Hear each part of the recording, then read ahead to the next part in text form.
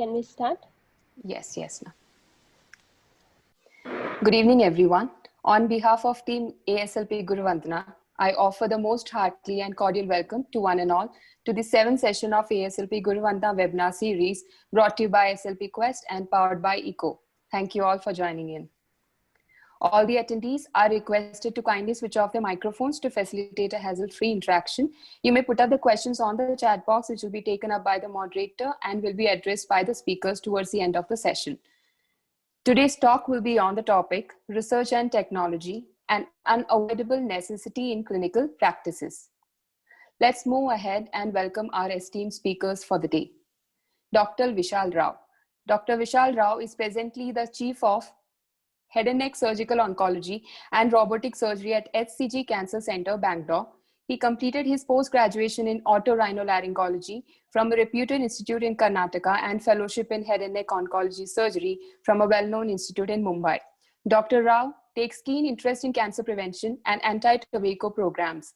His area of expertise is head and neck surgery, which includes surgery for benign and malignant tumors of thyroid, parotid and salivary gland surgeries, complex neck surgeries such as radical and modified neck dissections, carotid body, other vascular tumors, and parapharyngeal space tumors. Dr. Vishal is the inventor of Om Voice Prosthesis, a speaking device for throat cancer patients, which is available for $1. His invention is a part of 100 global social innovations across the globe. As a recognition to his contributions, he has been conferred the honorary FRCS from the Royal College of Surgeons in Glasgow. He has also received the Judy Wickenfield Award for the Global Excellence in Tobacco Control and has been a recipient of multiple state-level awards, including the Kempe Gowda Award.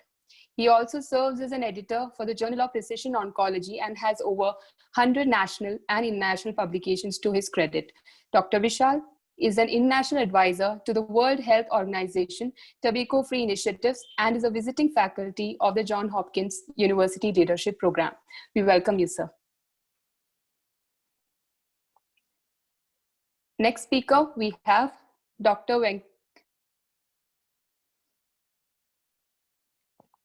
Venkatraja Aithal.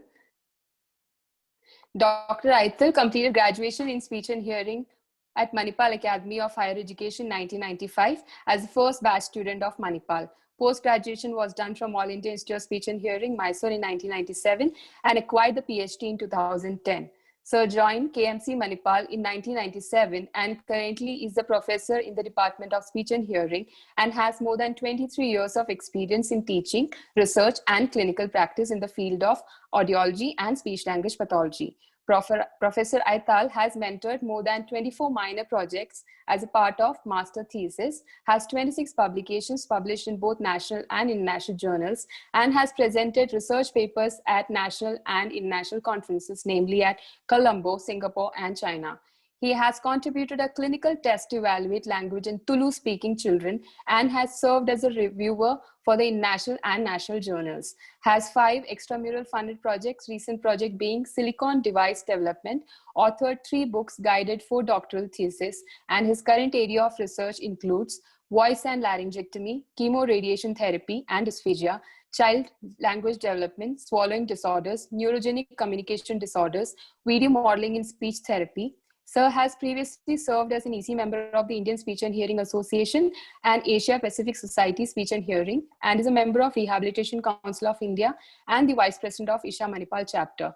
He has received several awards and recognitions such as Muktesh Award as Isha Conference for the Best Paper in Audiology, Best Paper in Speech Pathology at Asia Pacific Conference held in China in 2015, Best Paper Award at TAN Isha Conference Tamil Nadu in 2015, to name a few among many of his accomplishments. We welcome you, sir. Thank you. Next up, we have Dr. Srinivas.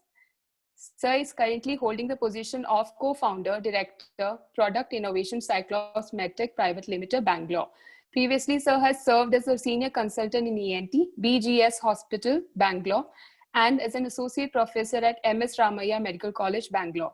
His areas of expertise include ENT and head and neck surgery, encompassing micro-ear surgeries, hearing restoration surgeries, cosmetic nose and lip surgeries, microlaryngeal surgeries for congenital and acquired disorders, surgeries for laryngotracheal stenosis and phonosurgeries, surgeries for head and neck malignancies, head and neck reconstruction surgeries, including microvascular free flaps, etc.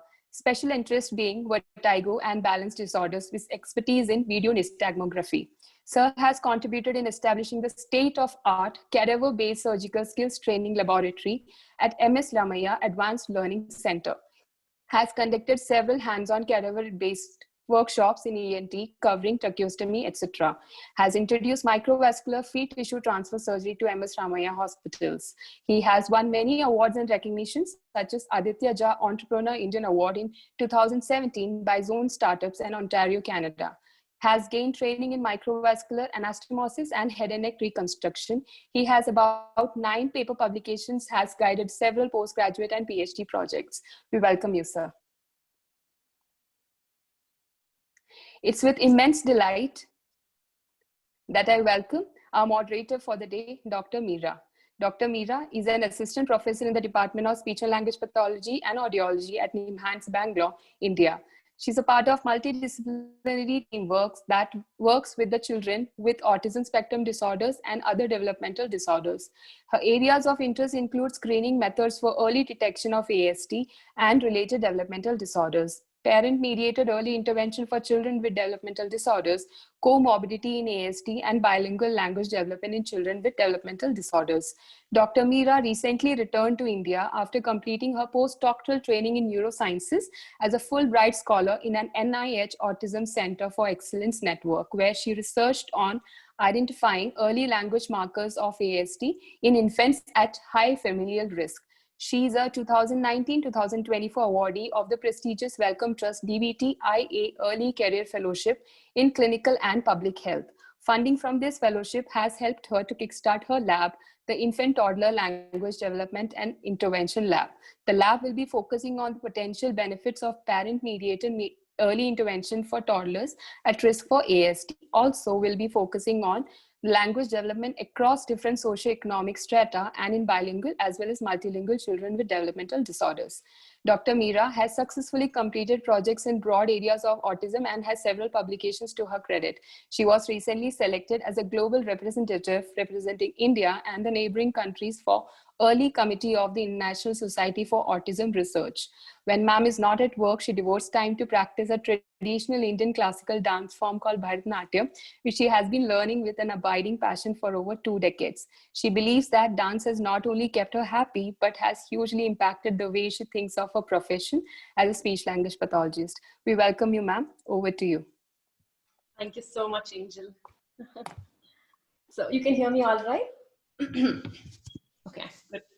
So welcome everybody. When Prasanna first asked me if I could moderate this session, my knee-jerk reaction was, can you repeat this topic, please? In the next few seconds, a dozen different things came to my mind. And I wondered where innovation stands in this equation of research and technology, an unavoidable necessity in clinical practice. So research, technology, and innovation are interconnected. We are in a world where almost everything was once an innovation. So asking a fundamental question, for example, is it possible to communicate with each other through a wireless system? That is research, to ask the question. How does this research convert to technology? How does it convert? How do we use it? That's technology. That could be a product or a protocol. In this example, it is a mobile phone. For example, I'm just giving you an example. What about innovation then? Going a step further and creating something that is more user-friendly maybe. For example, a banking app on your mobile phone, or Swiggy, something that's been so helpful through this COVID situation and otherwise too. So I think it is research, technology, and innovation. Everything is really interconnected. And to kind of explain much more about this and talk about their personal experiences, we have 3 fantastic panelists today. And I'm probably as excited as all of you are to listen to the 3 of them and their journeys. So with that, I would start with the first question. Do we have the slide on? Yes. So the first question to Dr. Vishal. Where do we stand What is the current status of healthcare research across the globe and in India? Sir, over to you.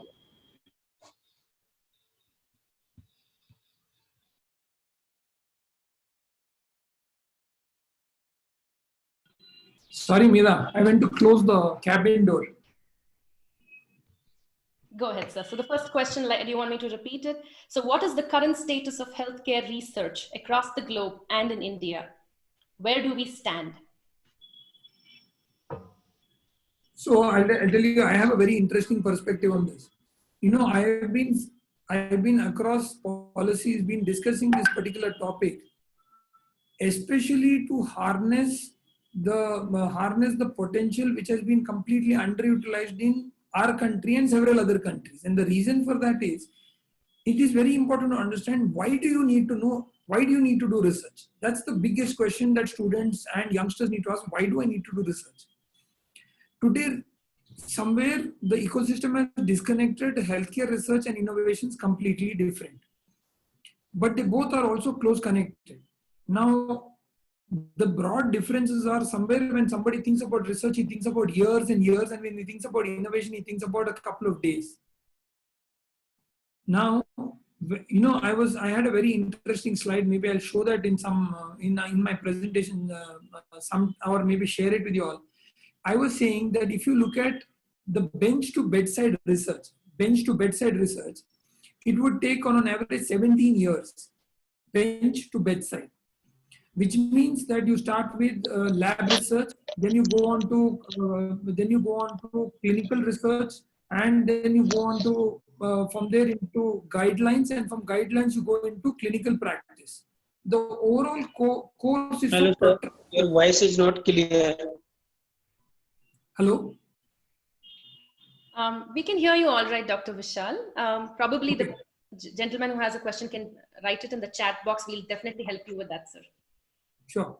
So the overall course is so protracted that it takes about 17 years to bring innovations to light. And that has been the biggest impediment. Now, why is it that it was so many? And the COVID times brought us that to 17 days. You know, it created a hyperloop between research, clinical practice, and innovation. You know, one of the most interesting lessons we learned. So I'm running 7 trials right now. And those 7 trials, if you look at it from an animal experiment to a drug, we were able to do it in weeks, not in years. So what is it that we learned? So we had Elseviers as our research and academic partner for HCG.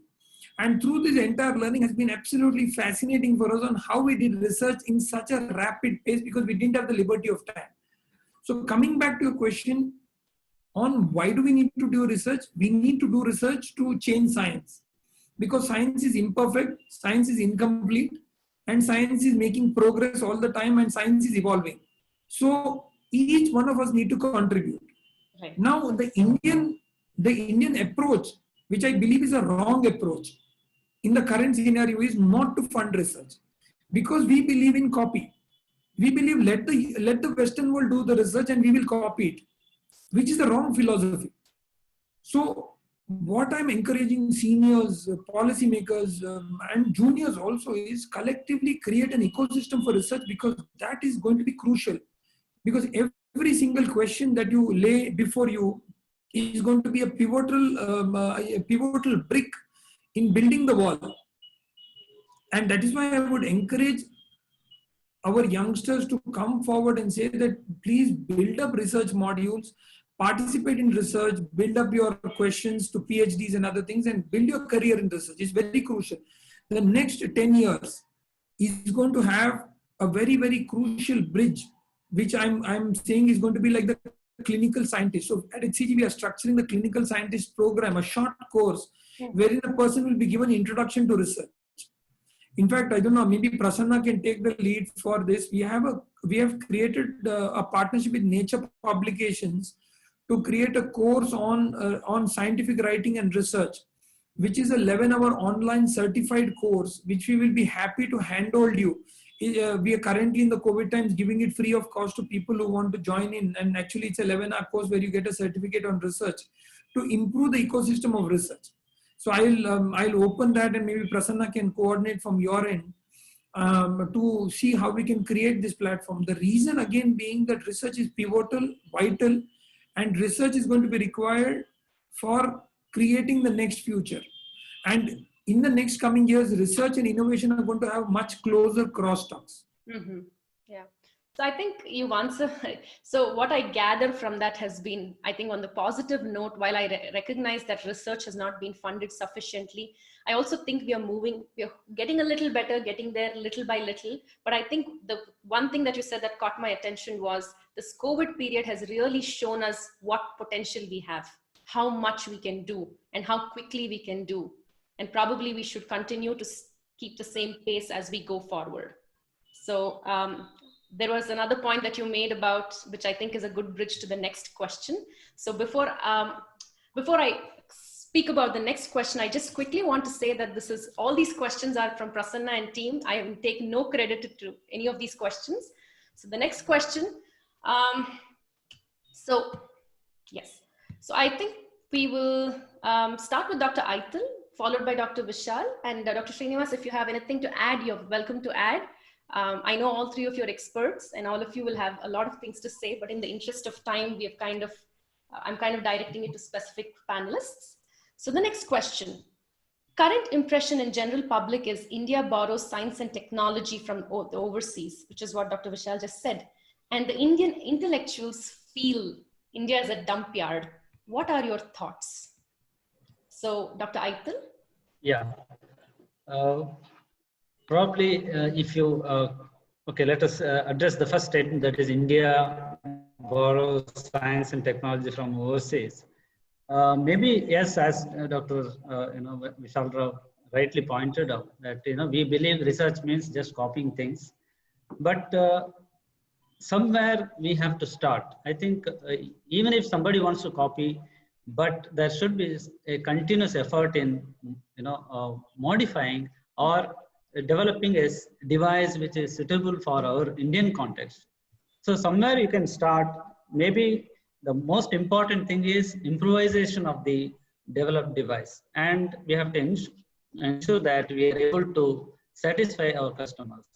So I see a large gap in the clinical service or medical care as such, wherein best of the healthcare is going to somebody who can afford things. So we see here some of the laryngectomies who are unable to even afford for a voice process, and then they try to compromise with the artificial larynx, which can go for so many, at least 3 to 4 years.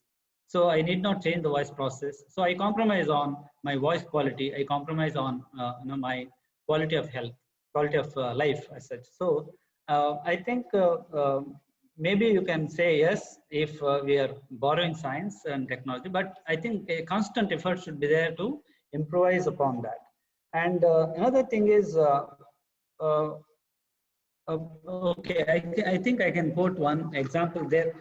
Basically, if you see here in coastal Karnataka, okay, it's very difficult to go for hands-free speech, because when you go for hands-free speech, you require to have a good tape, a good sealing around the stoma. That tape disc has to really snugly fit around the stoma, which is not possible, especially in some summer here in coastal Karnataka. So most of the time, what happens? Patients are depending on the digital occlusion of the stoma for voice production. So these are all small problems where we need to find ways to help these patients who can really enjoy hands-free speech as in West. So I think some of the metros it is being used. I have seen some of the conferences where patients with laryngectomy who are TEP, especially, they are able to use the ATSV effectively, but it is not going to all the patients. And one more thing is, as the second statement, that is India is a dump yard, probably we can, if you have to see the positive side of that, probably you can say India is the best market in the global market. If you really see, India is the best market for any devices. Suppose we develop medical devices with our innovations. Probably we will not have much problem in marketing these things. So that is the positive way of looking at it. So if you yes, India is a dump yard, especially because the rules, though rules and regulations are very well defined, guidelines are given, but we are always lagging behind in terms of enforcement. So there is a poor enforcement of policies. That is something which is affecting. You must have heard about Johnson and Johnson. Though there was some drugs being banned in 2010, it continued to be used for long. So there is somewhere some problem is there with respect to enforcement of all these things. So I think most of the time what happens, industries also actually collaborate voluntarily with the institutions, and that's what is happening in most of the countries outside, I believe. I think Dr. Vishal Rao can help us in sharing some information, but I feel industry will come only if there is some financial benefits, or they always look at the margin or particularly income. So now what is happening at the university level or education institutions, they are coming forward to collaborate with the industries, but mostly for the purpose of placement or training some of the students. So there will always be a restriction when in terms of going or innovating a new device or put forth ideas and trying to develop entrepreneurship. So some of the best universities are already started concentrating more on this and trying to identify and new startups, so that it will benefit the actual customer or actual the end user. So for everything, I think the clinicians and doctors, they have to come forward. They have to build up team, and then only these things can be effectively solved. Right. Yeah. Yeah. Thank you. So Dr. Vishal, I think you kind of gave us a feel for this question in your previous explanation, but please let us, how do you feel about this line that says Indian intellectuals feel that India is a dump yard? I'm just curious to hear your thoughts. See, the last 10 years, this ecosystem has changed. So what I would say in the last 10 years has changed is it's no more a dump yard. And I think that is clearly visible. In fact, if you see that most of the people across the world who are doing some game-changing work are currently Indians. And that's quite surprising, because I'm currently sitting and liaising with 3 US universities, and all 3 of the people who are heading there are Indians. So what I'm really seeing is a lot of the people earlier thought that it was only in USA or Europe you could actually achieve these goals, and that India was not the right place. Today, and I think that the ecosystem has changed. I'm saying classically today, a lot of us would go to Royal College to go and get our degree. Okay, now in India, I'm saying in HCG, we have running our own course of a Royal College of Surgeons affiliated course, wherein we give the degree to them right now here without they traveling to London. So the ecosystem is changing, the entrepreneurial interface is changing. India is no more a dump yard. In fact, India, with the current way that the policies are changing and the encouragement is being given, is absolutely amazing. The last and the latest example I experienced was the Rajiv Gandhi University's Ideathon. 25th of May, our Vice Chancellor said we should do something for the Silver Jubilee celebrations. And he thought, why not look at a hackathon? But he said, is it too short a time? Because by 31st or 1st of June, we wanted to do it. Is it going to be good enough a time?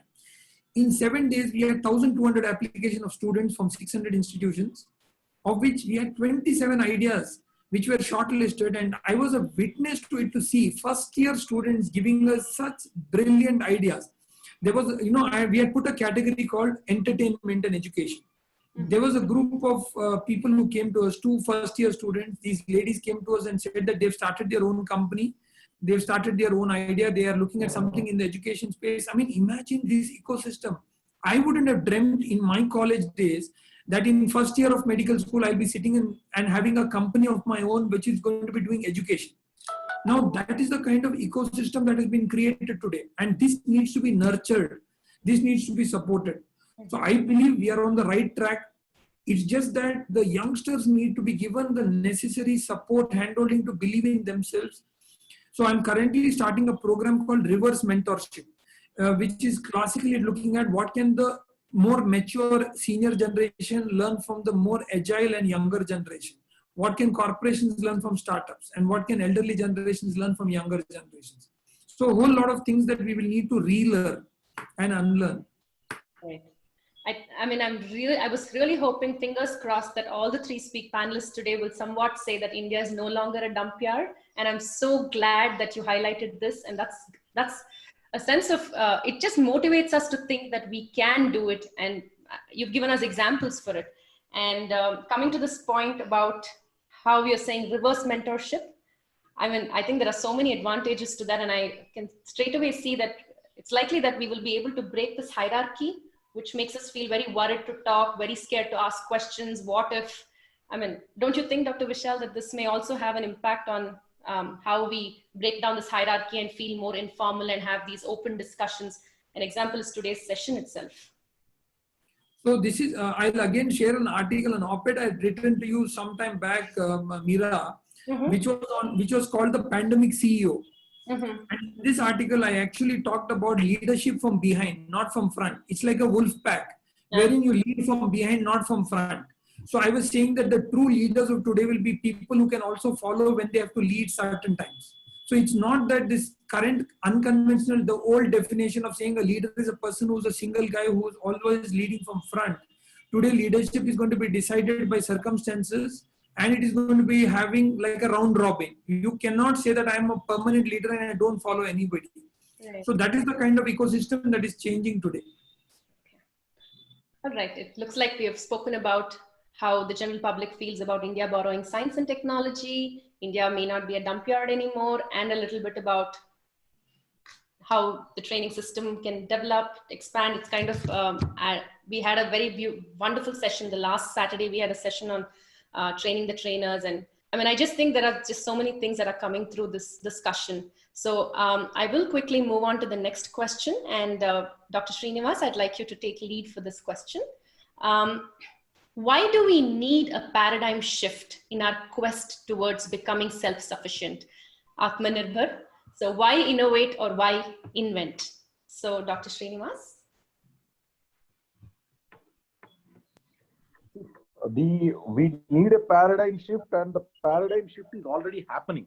Okay, that is already happening as eloquently put by Dr. Vishal just before me. That they already, where the youngsters are mentoring the older generation or the seniors, is actually a big paradigm shift. So this kind of paradigm shifts are happening. Paradigm shifts are a must for us in multiple ways, so that we can actually provide the solutions for the future. We have I keep saying again and again, which has been told by many other people, that we have 1 lakh problems, but then we have 1 billion people to solve those problems. So some of these things are like, previously what used to happen, there used to be this thing: what is your base degree? Okay, if you are a doctor, you cannot be doing something engineering. If you're an engineer, you cannot be thinking medical. That kind of a thing used to happen. So we used to be defined by our degrees, and most of those degrees used to be like, okay, what do we learn in degrees? Not much. Okay, most of the things that we learn is actually after having finished our degree, okay, on the job.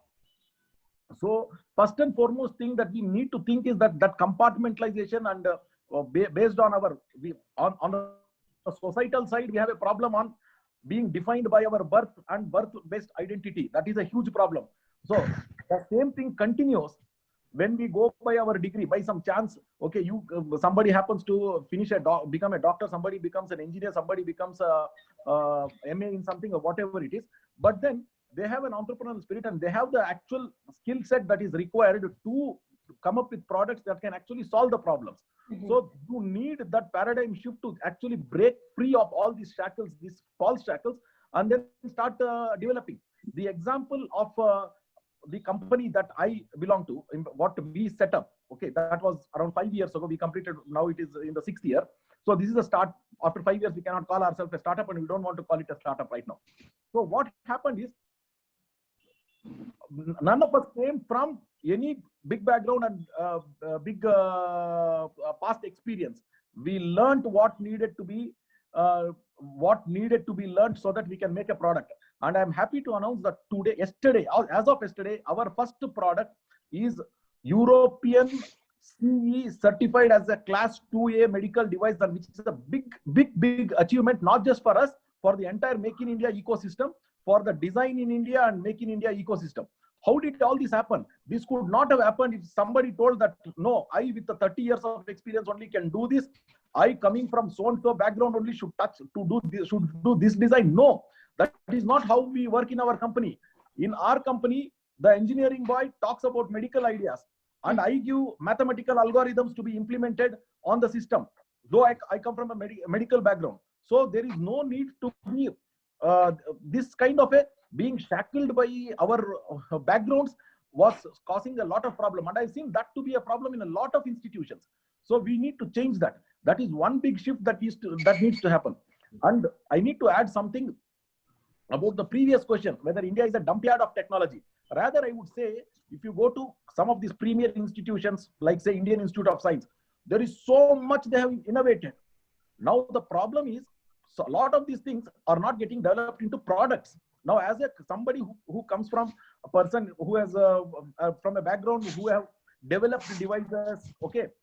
Now I know that there are so many different kinds of technologies that I need. I don't know whether that technology exists and who has the technology. What we need here is, there is already a lot of basic research which can be used into technology to make products, which is available in our premier institutions. Unfortunately, the problem that we are facing is what the right hand is doing, the left hand does not know. So we need some kind of an indexing mechanism and availability freely, so that I really know in the last 10 years, what are all the different things, projects on which the scholars in Indian Institute of Science or another big institute, premier institute, have worked, so that I basically know I can go search the database and then look for that particular person and go. For example, if I want something premier, I need to come up with something in optics. I really don't know whether there is really somebody who has actually worked in this particular kind of optics.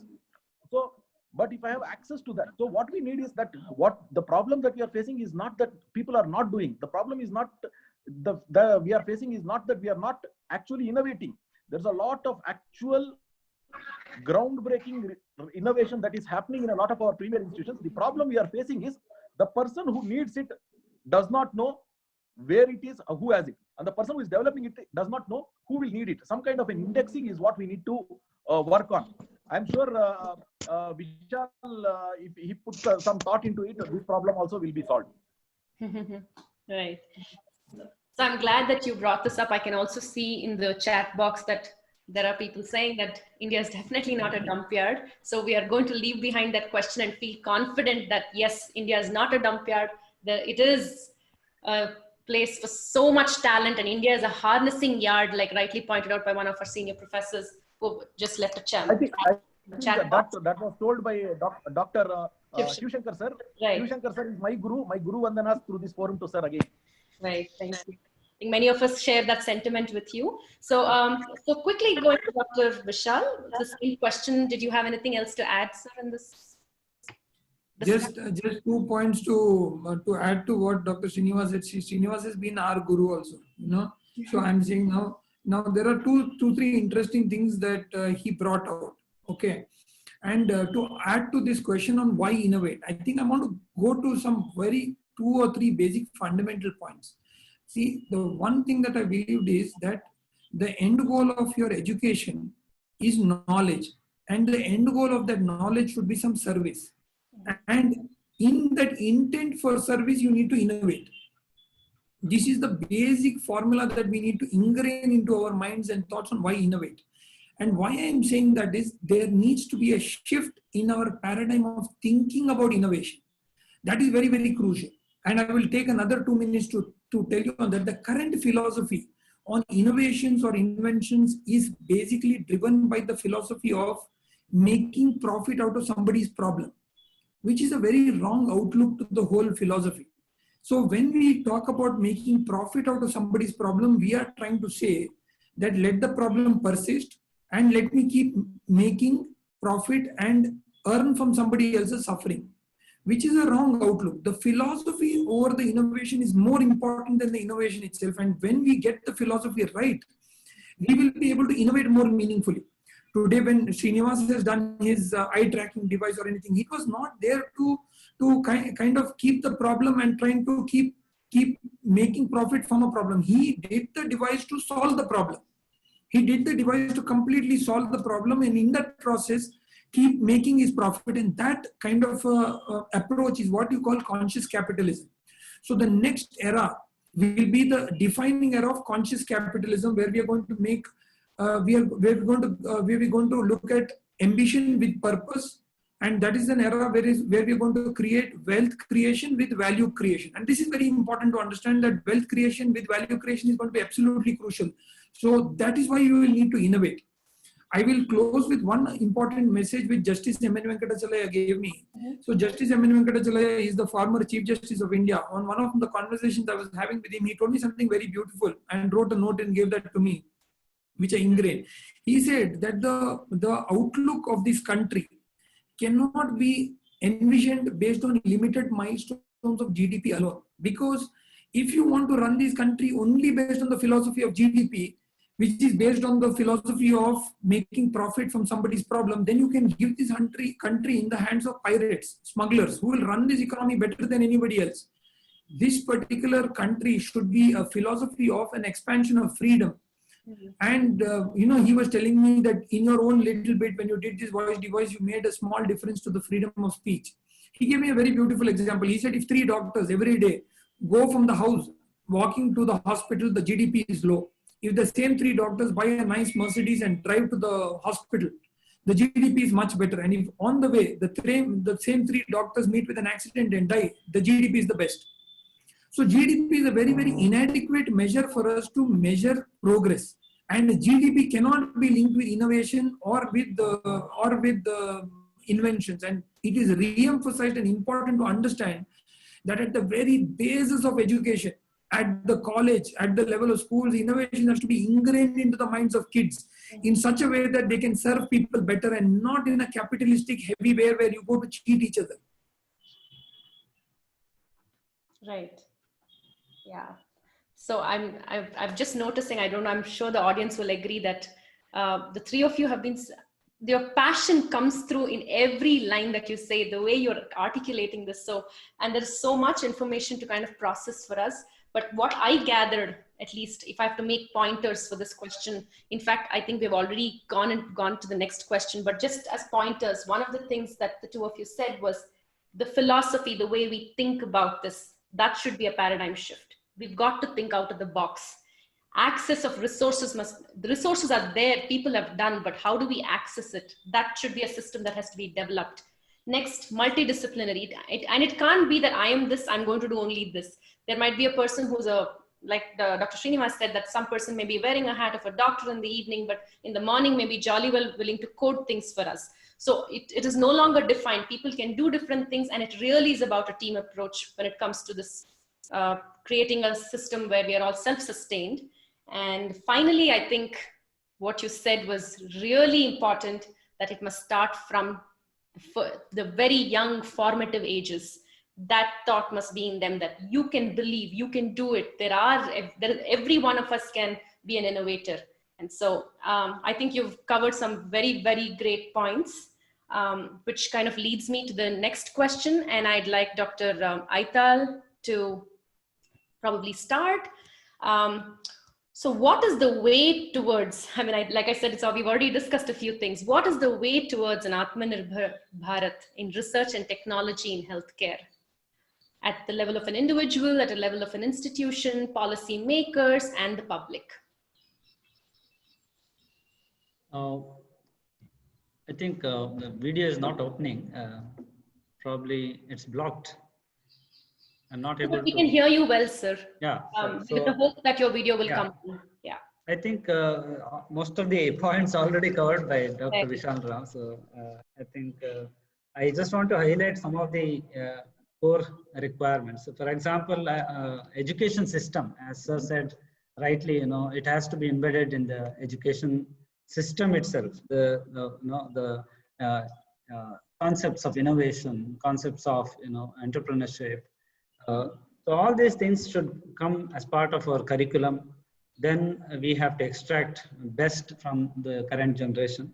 So, and also I feel there is a lack of research institutions also. So research institutions should take up this as a challenge rather than, publishing 100 articles in journals. So we should come out with, something which is useful for the patient care. So research institutions are very important. Why? Because it gives a background knowledge, the backup for these innovators. So, and clinical trials also. Clinical trials is also another big challenge. You know that now due to COVID, most of the research, such clinical trials have been, stopped. So we are unable to go further. So there is a problem. So clinical trials, the facility, the policy in relation to that, guidelines regarding that, it has to be clearly mentioned. And funding, as we all know, many more funding agencies should come forward, see which is the best innovation and try to encourage such work by the current generation. And of course, I think I always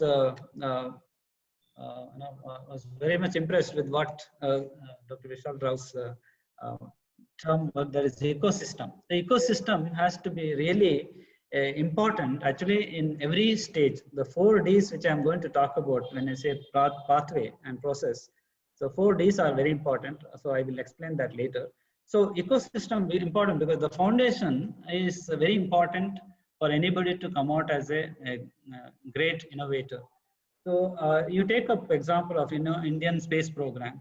So we have been doing very well. Why? Because it's all because of the previous generation, the input, the knowledge which has been shared, which has been developed.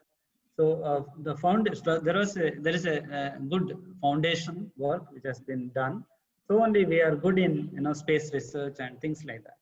So very important is knowledge, and it cannot come in one fine day. You need to. It takes long time, its own time, and especially in medical devices, we have a long way to go. So we cannot come out with something innovative the very next day. And if we are successful, definitely we can compete with the global market also. So it's not a very difficult task. And the 4 Ds I was talking about is define, develop, deliver, and deploy. So this is actually something which I've really learned from Dr. Ravi from IIT Bombay. He had recently I heard him in one of the webinars. So define means doctors and clinicians should be able to define the problem properly. So many a time you must be knowing that we have solutions, then we will start identifying the problem. So most of the innovative works that is also seen. So now I have some device now I want to apply somewhere. So that goes a waste. So basically we need to define the problem first. We need to build up the team, then clinical immersion, wherein all the clinical trials and the plus and minus ethical aspects, patient information, all these things has to be clearly stated, and concept and feasibility which has to be shared. So we need to understand the local need which is unmet, unarticulated, and verified. So that is important from the doctors or clinician side. Then we develop as a researcher. So doctors will propose some of the, at least let us say 400 problems. So when you come to develop as a researcher, you will have about 200 prototypes. Okay, so detailed design has to be given in this development stage. So as a researcher, you have to give a detailed design, It can go through different prototype staging, that is virtual prototype, rapid prototype, then functional prototype, which we end up in. And so we will have around 200 prototypes. Then probably, we will have to go for the next stage, that is deliver. So entrepreneurship comes here. Entrepreneurship is basically delivering the actual product. So there will be pilot batch manufacturing, which will take place at this stage. So, of course, the preclinical testing has to happen. Then human clinical trials will happen, and device certification also happens here. So probably from 400 problems, you have arrived at 200 prototypes, and then you come to 50 patents.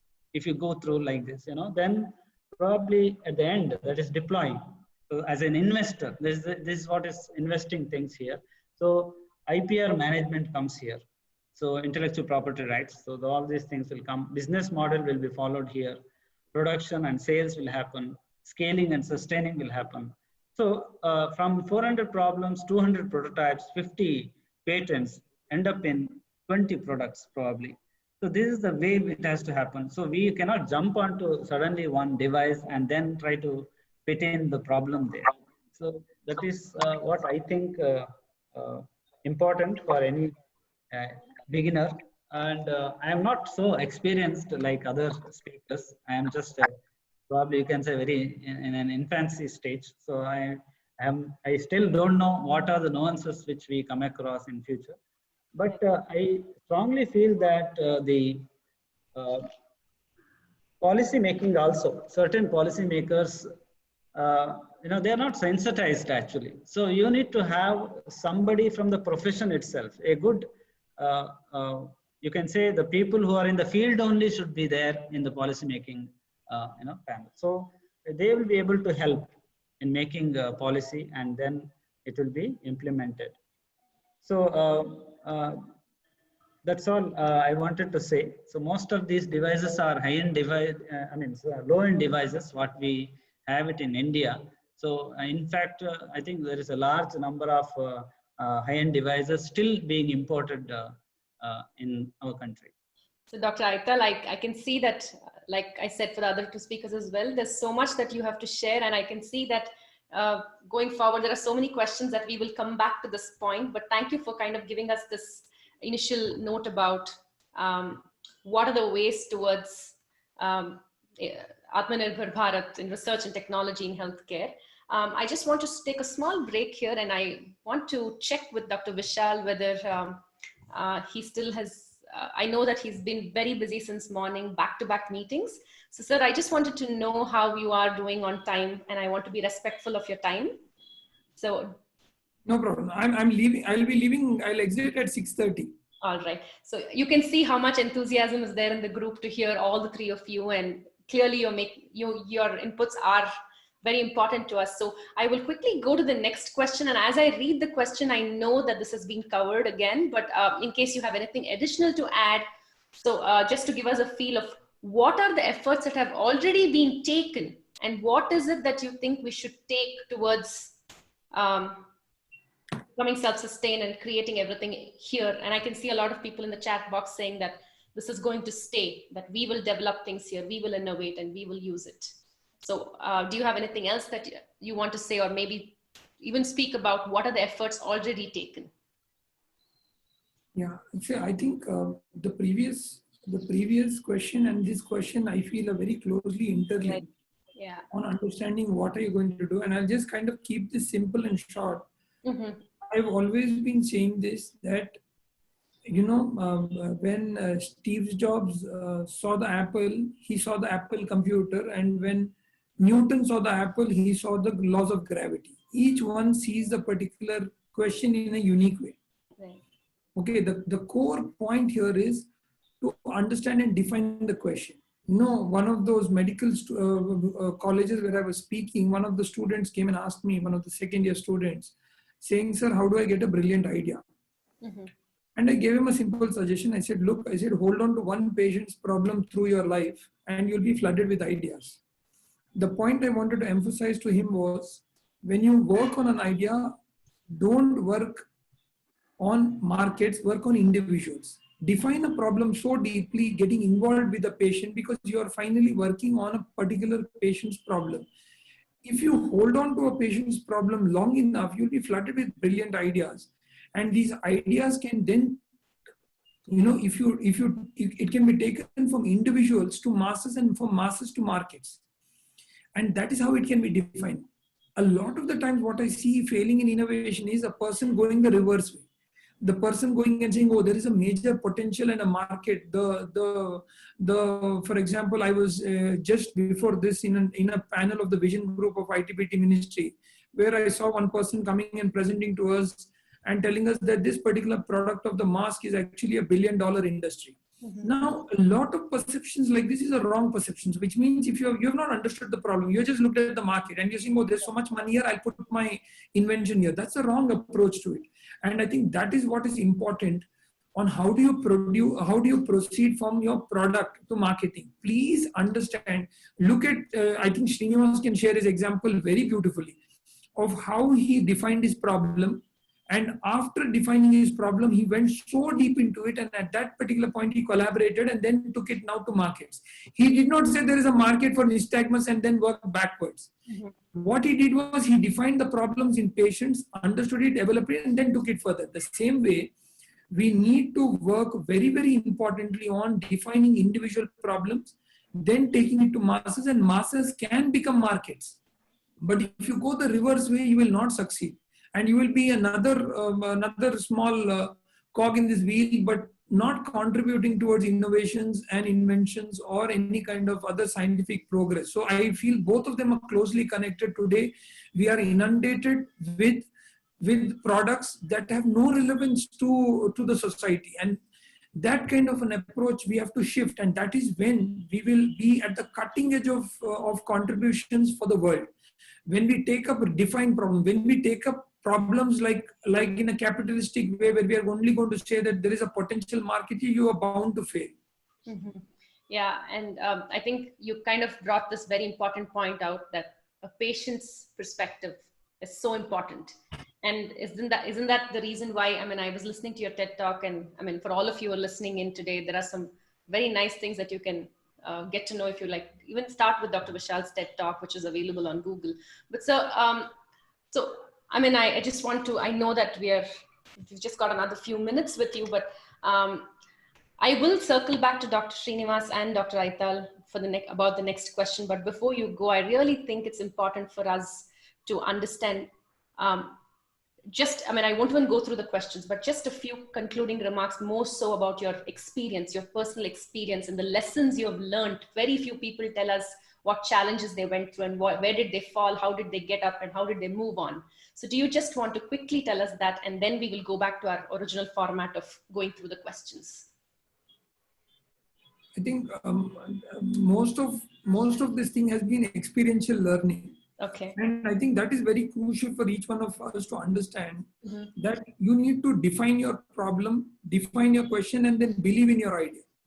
And a lot of the times you realize that then you start getting things to play. So for example, I don't have any business ideas, I don't have any business models, but yet I have people who I'm collaborating with. So the most important thing that I learned through this entire formula is this is the era of collaboration and not competition. And that is going to be very, very crucial. If you want to go double fast, move faster in terms of sharing ideas, collaborating with people rather than hesitating to collaborate because you have a brilliant idea and you don't want to collaborate. That will be the key mantra that I would want to leave people with here to say, harness the power of collaboration today. If you see today, Google collaborates with Harman Kardon, and Harman Kardon uses the Google's technology for sound, and Google uses the speakers of Harman Kardon. It's the era of collaboration. You have to use the best of each one of these. One. And the second thing that I've learned to believe is the power of non-domain. You know, I must tell you all, every year I speak at the Harvard Business School's review. They have these very interesting sessions. Every year I go to speak at their sessions, one of the leadership programs that they do for CEOs of the world. So last year I was interacting with their, it's a small group of 50 people of CEOs of the world, the global Fortune 500 company CEOs come there. And we are asked to talk, and it's called a 20-minute to disruption exchange. So I interacted with the CEO. You know, when I finished my talk, I had the CEO of Rolls-Royce come to me. He was a part of that session. I didn't know. Then he introduced himself. Mr. Lee came to me and said, Dr. Rao, would you like to work with us? And I said, sir, I said, this is a great opportunity. I love your car, but I really don't know how can I work with you. So he said something very beautiful to me. He said, look, in the 20th century, knowledge was power. In the 21st century, ignorance will be power. And he said, we have a slot called the non-domain expert, which means that you should know nothing about the subject. Then you can innovate better.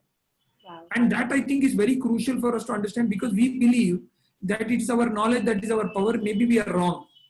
Maybe the person sitting next to you who has nothing to do with that particular thing will be able to contribute more to you. And that's something that I've learned phenomenally. Whenever I'm faced with a problem, I go and talk to people who have nothing to do with it.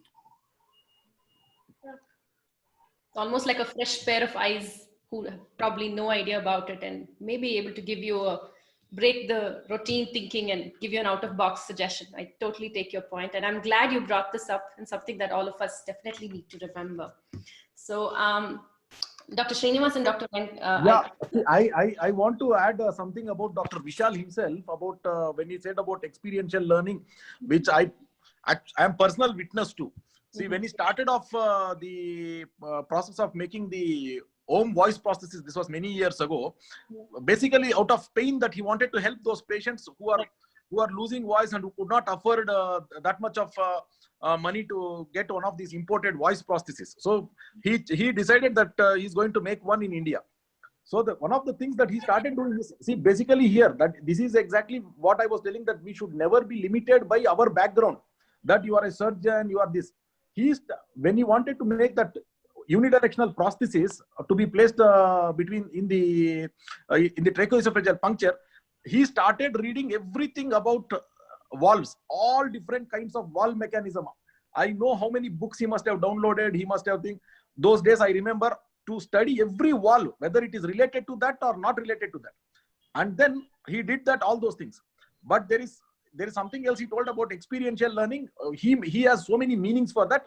But one thing that I have witnessed is, after having read all these things and then made one prototype, two prototypes, three prototypes, ultimately he gets that aha moment, and that day he tells, see, what is it? This is not something that any of those books which he has read has actually taught him. He found that out. Valve after valve was not performing correctly. Finally, he found the correct solution, and that valve fit. And then on that day, he came to this conclusion. How did it fit? He told, there is nothing called a perfect fit. The actual solution lies in knowing which side to err. That is what he told. So till that time, he was attempting a perfect fit. Then ultimately, so the perfect fit always was having either a leak or something. Okay, I don't exactly remember. But then he told, the actual solution is in knowing which side to err. This is not something that was written in any of the books. Probably he would not have got this in any of the books. He learned through his experience. So by going so deep, you learn. Okay, by going so deep, you learn and you contribute to things coming out. And again, that was driven by a patient need, a pain that you used to see every day. You wanted to solve that, not looking at the market size, not looking at how I can become a rich man, not based on that, based on wanting to help somebody. Right.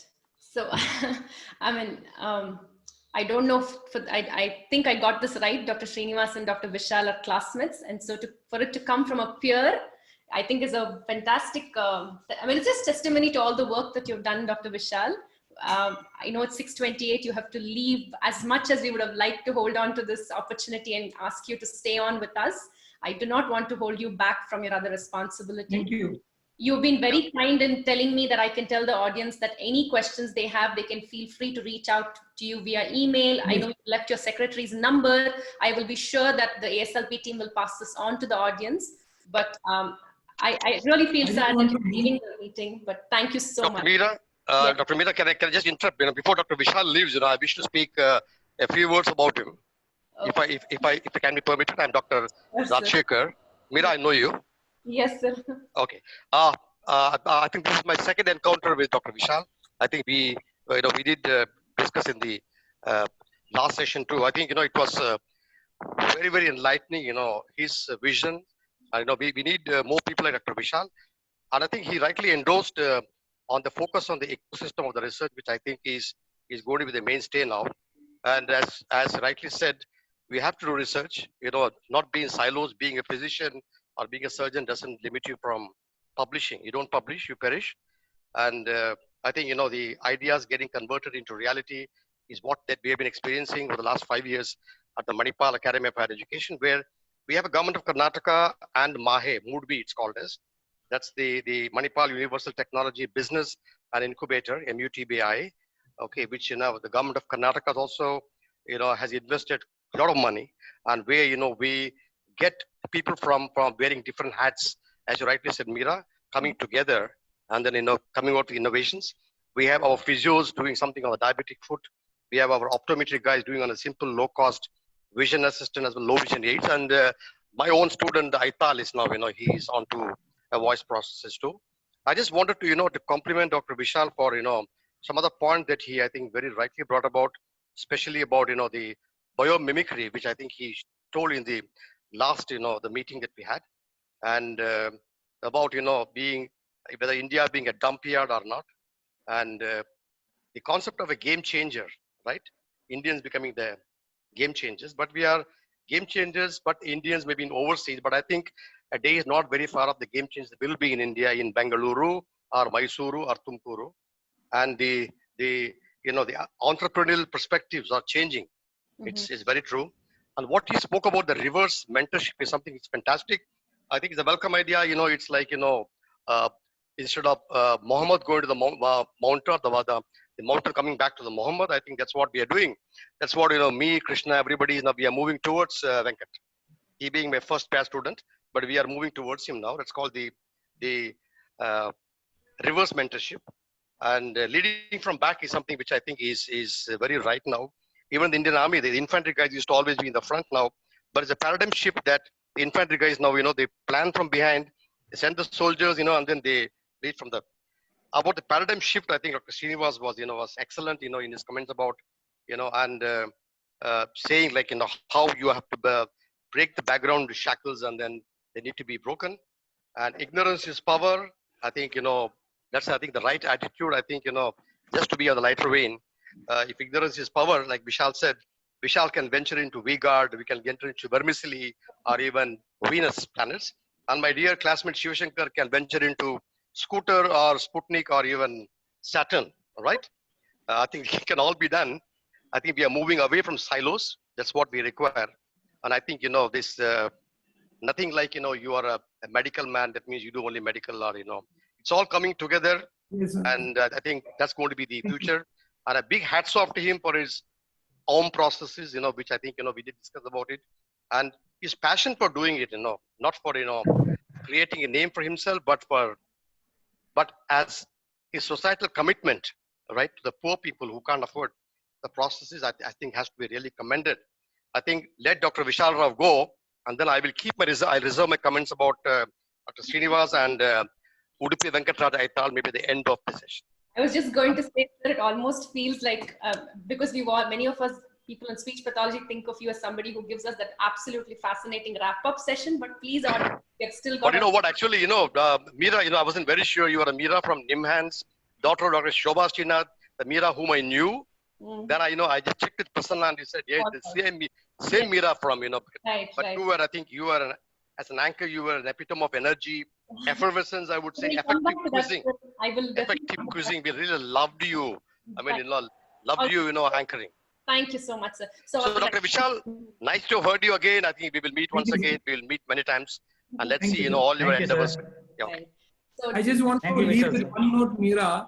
yes, Vishal. Just want to leave with one quick note. I was recently, just a couple of days back, reaching out to the government of India to talk about a very interesting thing which I wanted to have the audience listen to. That we were talking about something called Create in India, beyond Make in India. And this is something which Srinivas has been a major proponent of, where I said that we should not just import components and assemble them in India, but we should completely create them in India. So I've given a proposal to them to say that we should create a Create in India campaign where innovation should happen at that level where every single component that we have is our own. So I'll just leave you all with one little small story that I heard, and that's something that everybody should connect with. I don't know how many of you all have heard about Lao Tzu. About what? Lao Tzu. Lao Tzu is a very famous Chinese philosopher. He actually had a very interesting encounter. He, with his two disciples, was walking across the forest when they came across a stream. And through the stream, when he looked at Lao Tzu, being the very senior, well-renowned philosopher and mystic, went, sat and meditated for a minute, and then stood up and walked across the water. Looking at this, the senior disciple went again, sat to meditate for a few more, minutes, and then stood up and walked across the water. Looking at the two and mesmerized by the mysticism that they could walk on water, the junior most disciple sat again, went into a deeper mode of meditation, took a little longer. And after a few more minutes, when he woke up, he started walking towards the stream and put his first leg into the water and drowned. So Lao Tzu and his disciple looked at each other and smiled and said, I think we need to tell him where the stones are.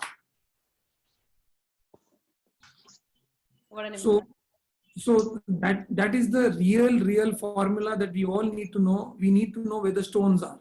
There is no magic formula for innovation, invention, success, nothing. You just need to know where the stones are. And I think I'll leave you all with that. Thank you very much. Yes, thank you so much, Dr. Vishal. We look forward to hearing you in many more forums, and I'm sure Prasanna will keep you connected with our team here as speech language pathologists and audiologists. Thank you so much. So for the rest of you, for all the 103 participants, thank you for staying on for an hour, and it looks like we'll go on for quite a while from now on. But just before we continue with the session, I think just to gather my own thoughts and to take a small tea break, I'm going to leave you with a short video clip that I request Gautam from the ECHO team to play, because I thought this video made an impact on me just earlier today, to believe that we have something in all of us. But after this video, we'll go back to the questions with Dr. Srinivas and Dr. Aipal sir. And stay tuned, everybody. We look forward to continuing to interact with you.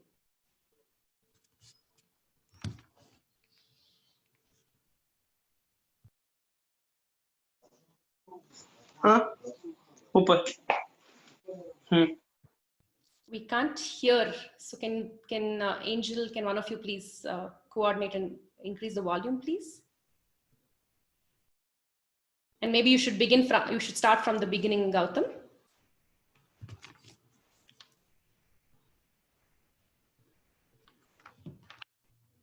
Still can't hear. Okay. All right. That seems to be a glitch. Yes. So Gautam, I don't know if you can hear, and the ASLP team, I don't think the audio is coming through, but we can give it a try for another second. If it works out, yes. Otherwise, we'll continue to ask questions to our guests. You'll have to enable, right? When you are resharing, they can stop the share and reshare. When they are resharing, there is one option in Zoom. You use the device audio. If you tick on that, then it will come. Right. Thank you, sir. I was just hoping for a small break.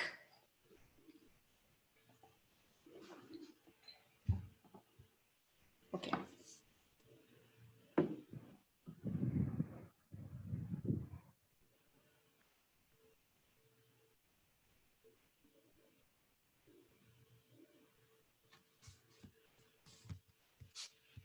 In fact, most people believe that the dots they see every day are all the dots there are.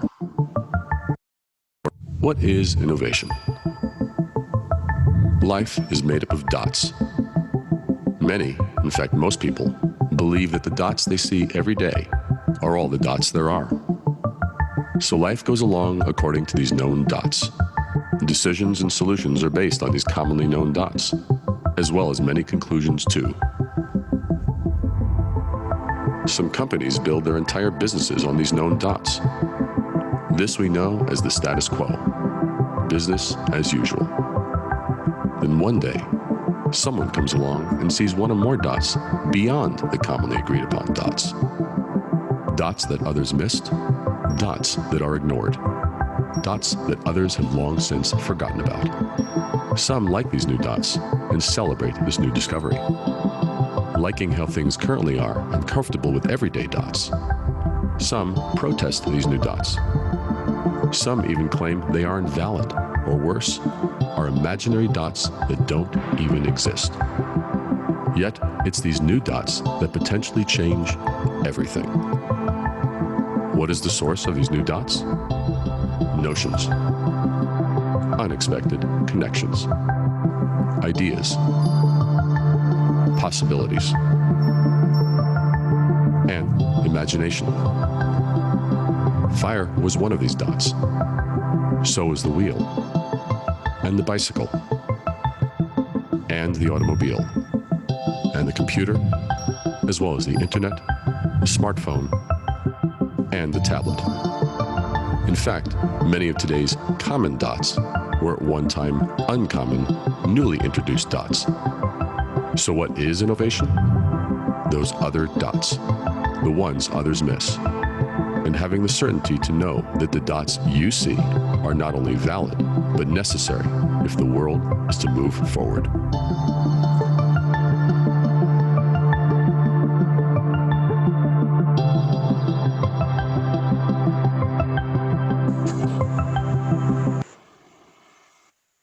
All right. So that gave me a few minutes to sip tea, and we are back to the next half of the session. So when I played this, can you hear me all right? Okay, it looks like, Yeah. all right, okay. So when I played, Yes. the original plan was to play this video at the very beginning and then say that today's panelists are the people who have been able to see those dots, those different dots. And I don't think I'm incorrect in saying that. And so with that, I'd like to lead. The next question is for Dr. Srinivas. Sarah, we'd love to hear about your device, about your company and all about it. So do we have the next question? So I think we should go back to B for the slide, Gautam. Yes, thank you so much. And so as the audience can see, this is a big question. So I'd like Dr. Srinivas to start, followed by Dr. Aital. And we'd like you to talk about your product and kind of lead us from ideation all the way to scaling up and give us your personal experiences. So Dr. Srinivas, over to you. You can start by telling us about your product, and then we'll ask you questions if you have anything on the way. Thank you. Okay, so the product, so I belong to a company called Cyclops Medtech. I'm basically an ENT surgeon by training. So in fact, me and Vishal used to be one team in BGS Global Hospital. So working together. So, and we used to operate together from morning till evening. That is how our routine used to be. So there is some particular one point of time, there is that pain pinch that we felt that we're spending too much of our money sending it abroad, okay, on our devices. So that is what the pain was. And basically, I also had an interest in vertigo, and in those days, I had procured a video nystagmography system, which is made abroad, a monocular VNG system. And those days, which full setup, everything cost me around 8 lakh rupees those days. Okay, this was around 12, 13 years ago. So that is the issue that I faced those days. So I felt like, boss, this is too much. We are spending too much of money. I'm not saying that it costs less to develop that or whatever it is, but then we are sending a lot of our money abroad. We should not be doing that. And two is, if some things are so costly, how will a lot of people start taking up that science, and how will patients be benefited? If people are, because of the cost, people don't take up that science, then how will people be benefited? So somehow we have to bridge this gap, and you have to start off with some product. So that is why we started off this with this product called for the video nystagmography system. The entire idea, I will tell you, because this is how people will know how exactly these things happen. Even before the actual thing happened, for another 2-3 years, I used to see something called what exactly goes into this thing called video nystagmography. I never got any lead anywhere. It so happened that one particular day on this thing, I found, okay, there is another word for this. This itself is a big thing, okay, when you are starting off. That it is, you should not be searching for this technology or for this kind of science to go deep and read about it as video nystagmography, because that will only cover clinical aspects. You should be searching as eye tracking. The day I found that it is eye tracking that I need to be searching for, then the world changed and I started getting a lot of information as to how these things happen. Then it so happened to my friend, okay, Niranjan, who's the co-founder of Cyclops. We were supposed to leave from BGS Global Hospital. We had a meeting. We are supposed to leave. Suddenly it started raining. I'm telling exactly what has happened. Not to waste time, but to tell how innovations actually happen. That is the time I told him, then it started raining. I told, okay, we'll have one tea here under the shed and then you can leave. By then the drizzle may stop.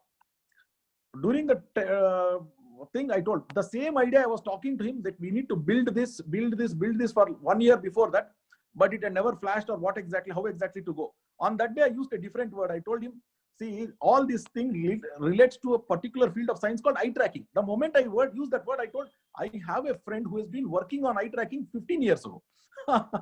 Then let us go and meet him. Then we went and meet him, but then that collaboration did not happen or whatever. But then we got a lot of leads into that and we went deep into the science. That is how it happened. See, in the beginning, what happens is we come from a medical background and then we don't know who makes it. We know what needs to be made, but we don't know who makes it. And in those days, there were not many people who could actually tell who is the mechanical designer, who is the electronics designer, who is the software designer, nothing. We know what solution we want, clear cut. But where to get the answers for that solution, we really don't know. Okay. And for that, to search for that, it had to so happen that it was not possible. After some time, I realized that and the lot of work was happening. So I realized that operating morning till evening, taking care of patients, and then there is no concept of Saturday, Sunday also. A lot of times you can't. So you have to take a decision. And at a very, very critical point of time in my career, like when I was around 38 years old, I had to take a call. That is the time in a surgeon's life when you are actually making fruits out of all your work, the hundreds of years of dissection, all those things. And at that time, there was a calling that whether you are going to give up this one to take up this, or you have spent so much life and you have now started seeing the fruits of that. You have started earning decent right now. People are coming, patients are coming in your name, wanting to be operated by you at this stage, or you leave this alone and go into a new field. I took the plunge. I decided that I will give up this thing and enter. So I resigned for my job. And then we started entering this, we started doing the search and whatever. We met so many people. Then we met a group of people from IIT Kharagpur who had just come out and started a design shop. It's called Lattice Innovations. They did the initial hardware design. Then we wanted to do the software design. Okay, then we started going from place to place. Then I met somebody called, okay, then we teamed up with Dr. Ravi Nair, who is the Dean of Academics in HCG. And then through him, we went to Dr. Shyam Vasudev Rao. He was there in Philips before, and he had started another company by name Forest Technologies. Then this is exactly the solution. I had a clear-cut description of what exactly we wanted. So that problem statement was there. I went to him and I asked him, sir, this is what we are looking for. Who can do this for you? He told, there are 2 boys who can do this for you. I mean, there are 2 people who can do this for you. They're super, very great, all that he told. The kind of description he was giving, I was thinking, okay, there are going to be 2 people with receding hairline or no hair at all, and or full gray hair who are going to come. And then to my surprise, there are 2 boys who was just out of college who come inside, and he tells these people will do it for you. So Shyam is a very senior person and he had complete trust. I told him, but I wanted to test whatever it is. His name is Bharat. I gave him 1 video and I want this to be graphically rendered in this particular way. Within 24 hours, he gave me the rendering. Exactly. He had understood the problem. So I knew, okay. Then Niranjan told, are you sure? I told, see, he has understood within 1 day, which nobody in the last 1 year we've been going around, nobody understood what is our requirement. He's understood and given the product, given the solution for us, so and so. But that is just the spark. That is just the beginning. The product is much more. Okay, this thing. Then what happened? We wanted to develop. So the first person whom you collaborate with matters a lot. Okay, or the first employee you call, whatever it is. Then came Ajit on board, who came just to develop the UI. The user interface was the only thing he was supposed to develop. He came in, but then he started taking interest. Now just see what happens. This is a particular point of time where we did not have money. We were not invested. Okay, we were not invested. One ENT surgeon, Dr. Deepak Haldipur, was supporting me to run my family so that I am out of my salary. So this is what I want to tell people with money, people, high net worth individuals, whatever it is. You can spend your money on casinos, you can spend your money on horses, whatever it is, or you can decide to gamble on human beings. So Dr. Deepak Haldipur decided, okay, I will allow this fellow to play whatever he wants to play.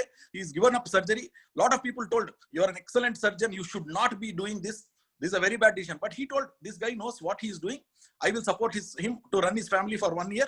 I will give whatever money is needed for him so that he can carry on doing what he wants to do. So during that particular point of time, there was about 1 year where we were hard pressed for money. We were supposed to do, but we need to make one product which is supposed to be coming, one product which is a proof of concept.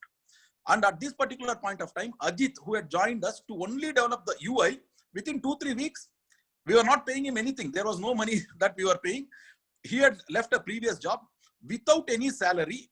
He was so interested in the job that he worked for 1 year with us, and we brought the device to one particular shape where we can show to the world, okay, this software is of this grade. So a lot of sacrifices go into making a product of a certain standard or a certain make. So this is how we teamed up. So this is how we became one particular team, and we were whatever thinking together, whatever lying down on the floor and working, doing all those things. But at the end of it, at the end of that 1 year, we had a product which we could show to people. Then what happened?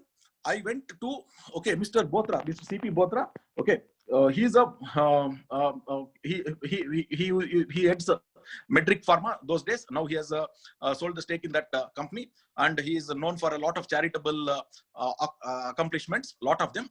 Then he saw and he told, okay, I knew him before. So, and he knew me as a person, that this particular person is a reliable person, a good person to believe on. And he felt, okay, we need to, I need to, for some reason, support this guy. Then he gave the initial investment of 1 crore rupees on that, on looking at the prototype, based on which we went to the, we made devices and we launched the product in the AOI Kolkata. So this is the brief story. Now for other people who want to get in, they don't have to go through this trouble, this much trouble. Okay, because for me, I didn't know where to meet an engineer. I didn't know which college has this kind of equipment. But now if somebody wants, if they can contact me, I can tell them, boss, what is your problem? I'll tell exactly who is the mechanical designer to meet. I'll tell who exactly is the electronics designer, who will do the software for them. Okay, who will do the aesthetics for them. If you have a statement of the problem and what exact solution you are looking for, then I can actually guide them into doing, and I can tell them where are all the places where you can get grants from.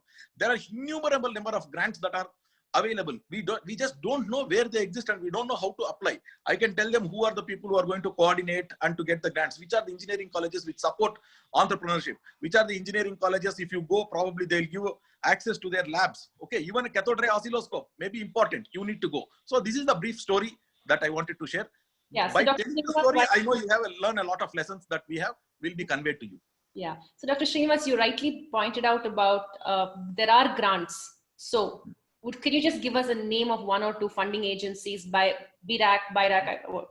Yeah, see, there are a lot of grants. Some grants are specific to, like, for example, Bill and Melinda Gates Foundation has a lot of grants, but they decide what exactly, which field that they want those grants to. They have decided. Right. Okay, so talking about technology and your particular area, what kind of grants did you apply for?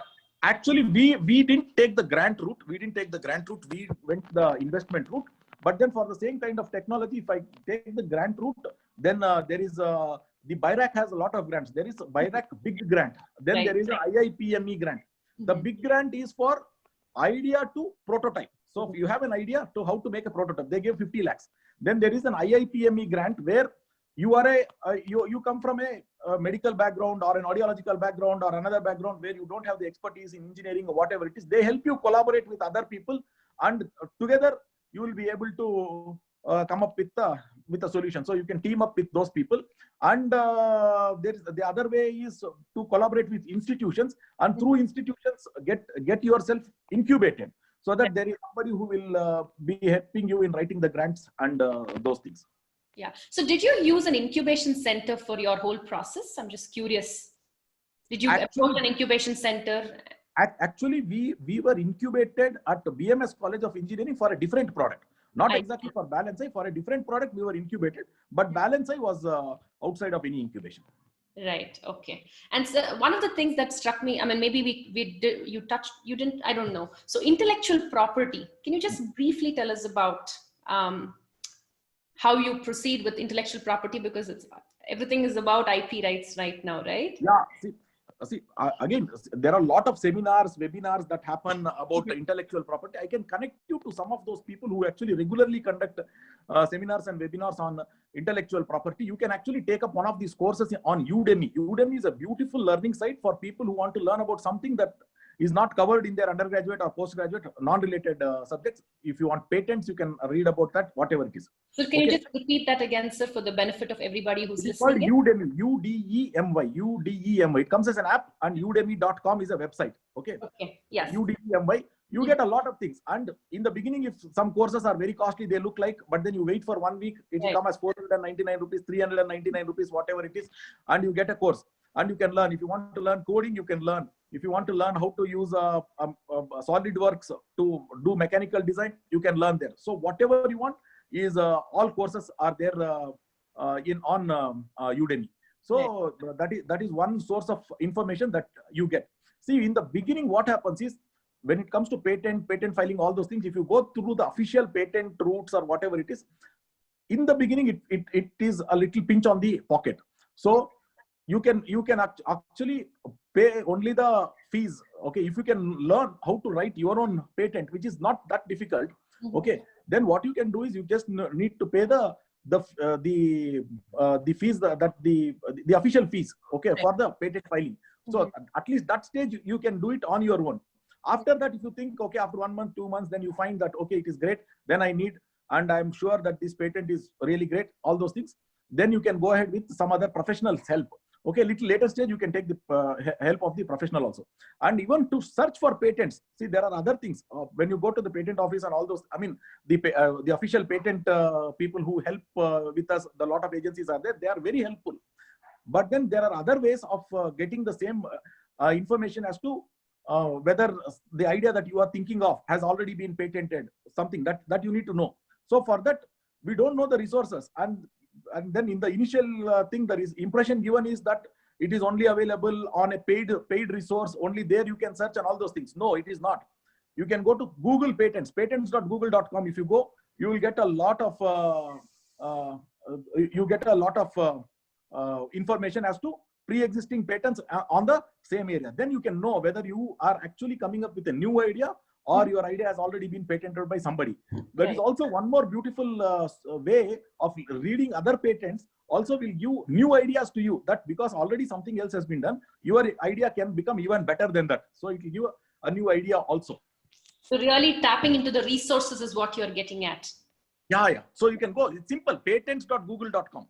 Okay. So just for the audience, there are several things that the ASLP team are typing in and providing you, like whatever Dr. Srinivas has said. There are links that they've pasted, very, very useful. So those who are listening in can also follow the chat box for more information.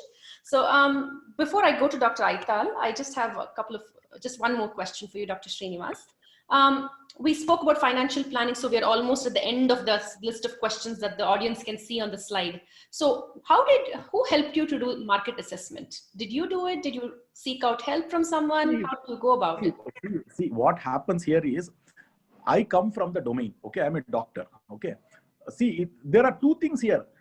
Convincing somebody that the market is ready is something. Convincing yourself that the market is there is different. So to know for myself that the market is there, I don't need any assessment. I come from that field.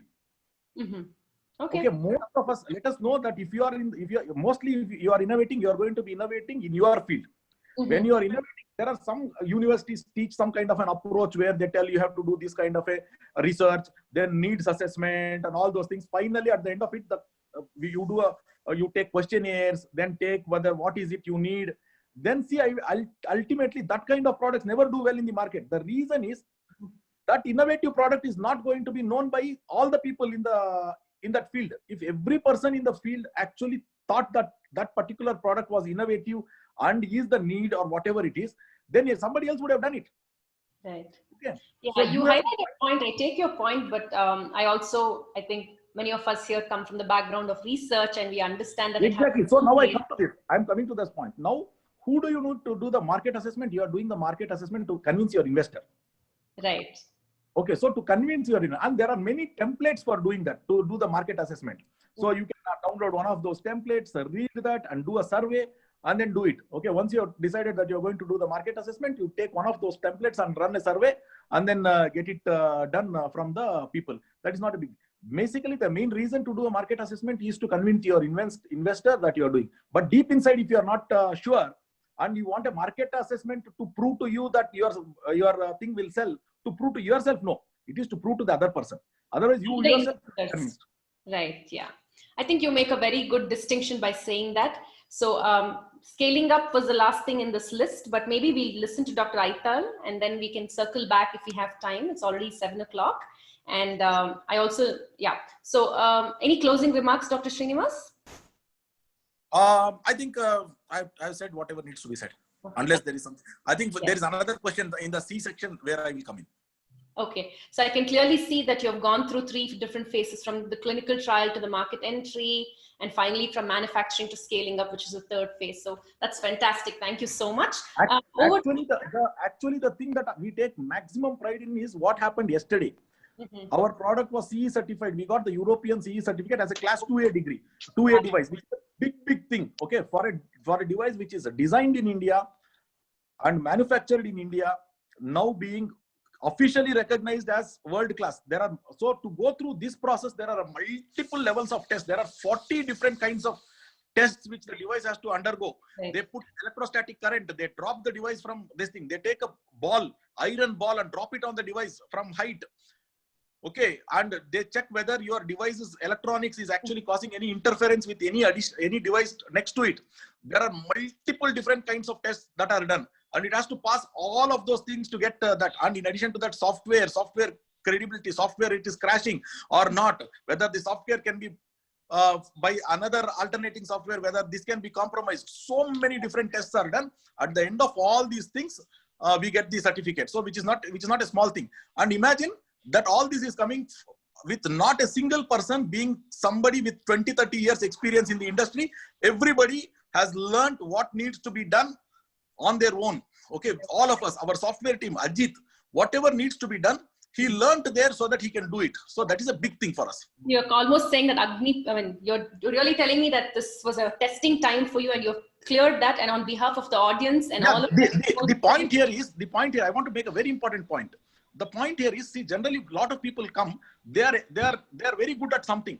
And because they are very good at this particular technology, they want to make a product out of the technology. They want to fit the product to what they know. Right. That's right. You need to have an idea as what is the problem, what is the solution you are offering. Now get the know-how to meet that. Right. Don't make sure that you have a know-how in this, so you make a product to fit that know-how. No. The know-how has to come to fit your problem and your solution. Right. So you have to learn. A lot of learning actually happens. So what I gather is you have to have the courage. You must be able to think out of the box. You must have good collaborations. And this is a learning curve. There are going to be times you will fall down. You have to have the courage to get up and move on. And so on behalf of the audience, I'd like to congratulate you for your most recent and a big achievement. So on that note, I'd like to shift gears and talk to Dr. Aital. So, yeah, sir, before you shift gears, Dr. Meera, can I say something about, Dr. Srinivas? Sir, would you? Definitely, we'd love to hear you, sir. But I always think of you as the person who's going to wrap the whole thing up. No, because no. But what I want to say about Dr. Srinivas, I must say it immediately, lest I forget about it. I'll be very brief anyway. Okay, Dr. Srinivas ಅವರೇ, ಗೌರಿ ಗಣೇಶ ಹಬ್ಬದ ಶುಭಾಶಯಗಳು ನಿಮಗೆ ಮತ್ತು ಎಲ್ಲರಿಗೂ. Sir, ನಾವೆಲ್ಲರೂ ನಿಮ್ಮ ಅಭಿಮಾನಿಗಳಾಗ್ಬಿಟ್ಟಿವಿ ಇವತ್ತು. ಅಭಿಮಾನಿ ದೇವರು ಅಂದ್ರೆ ಅದು ಅಷ್ಟೇ ಹೇಳ್ಬೇಕು. ಎಷ್ಟು ಚೆನ್ನಾಗಿ ನೀವು ಹೇಳಿದ್ರಿ ಅಂತಂದ್ರೆ, ಸ್ಪೆಷಲಿ ಯುವರ್ ಎಕ್ಸ್ಪೀರಿಯನ್ಸಸ್, ನಿಮ್ಮ ಅನುಭವಗಳನ್ನ ತುಂಬಾ ಚೆನ್ನಾಗಿ ಹೇಳಿದ್ರಿ. ಫ್ರಮ್ VNG ಇಂದ how you went on to I trekking and that to over a cup of tea. ಮುಂಗಾರು ಮಳೆ ಬರ್ತಾ ಇದೆ ಇಲ್ಲಿ ಸಹ. ಆ ಟೀ ಮೇಲೆ ನೀವು ಹೇಗೆ ಹೇಳಿದಂತ, and your paradigm shift from ENT practice to eye tracking is an eye opener for all the youngsters who are participants. And what really impressed me especially was mentioning Dr. Haldipur, mentioning Ajit, and even Bharat. Yes, okay, in your journey. I think, Sir, no mention is incomplete if I don't mention the great man who is joined here, Dr. Shiv Shankar, who taught me empathy, who taught me to make sure that you put in the full effort to solve a patient's he's problem. my classmate. He's my Yeah, classmate and my best friend. In fact, and one more thing is to be straightforward to the patient and tell the patient what the problem the patient has. Right. Exactly. So that they can figure out how to deal with it instead of hiding or whatever it is in a very fashionable. I saw him actually giving a tissue paper, allow the patient to cry. Mm-hmm. Okay. And then, so there are many lessons in a very formative stage of my life. I came across him 15 days in Nimans, but it is equal to 15 years spent with him. That's so nice to say that. Yeah. Shivu, ನನ್ನ classmate, he pats my back and I pat his back. Thank you. Okay. And Dr. Srinivas Avare, you showed the grand route, for the youngsters also. So in a nutshell, I would say that you Bangar the Manishi. Thank you, sir. Thank you. Thank you, Rajshekar sir, for putting that so eloquently. So, okay. So, in my own anxiety, my own excitement to listen to our own Dr. Aital sir, who's set an example for all the young audiologists and speech language pathologists to not fear and move on. So, Dr. Aital, we are really looking forward to you kind of very crisply telling us about the same question and your experience. I know that the audience here are likely to reach out to you more easily because we all know you as a person. So I'd like you to quickly go through this question. Over to you, sir. I have an idea how to proceed from product construction to marketing by Dr. Aital. Yeah, of course, my journey is very short in this venture. Actually, we started looking at the problem. We wanted to find out what exactly the problem. So when, of course, most of my clinical observation went on with my teacher, and we had several discussions which, with regard to the process which is already developed by him, HRA processes, and we had studied the plus and minus of that particular process. And slowly, when we look into the patients, we came to learn that the current problem is affordability.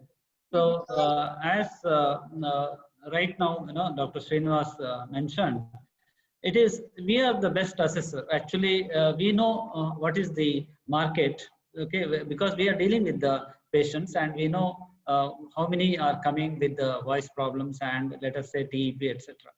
So many times people have questioned, even in presentation at the whether it is DST or anything. So they say how many conservative surgeries have come up. So where do you think total laryngectomy will come? So, but this is something which I always believe that even if it is a very small percentage of population, if you have to have a vision that I have to give the best quality of life to that patient, maybe a small number, but that matters. So in that line only we have thought about coming out with some product for these patients with the TEP. And then I had multiple discussions with both Dr. Rajshekar and Dr. Venkateshan, who has returned from the from Australia, who is basically a biomedical engineer. Actually, he is the one who really gave us some idea, how to start, how to apply, and then our journey started.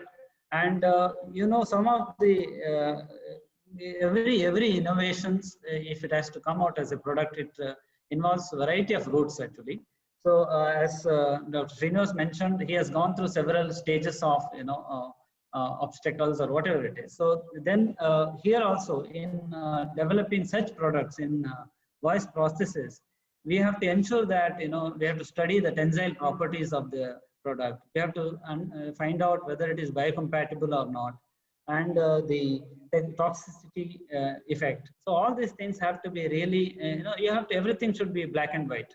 So when we explain it to the panelists, especially while presenting or when you go for review meeting.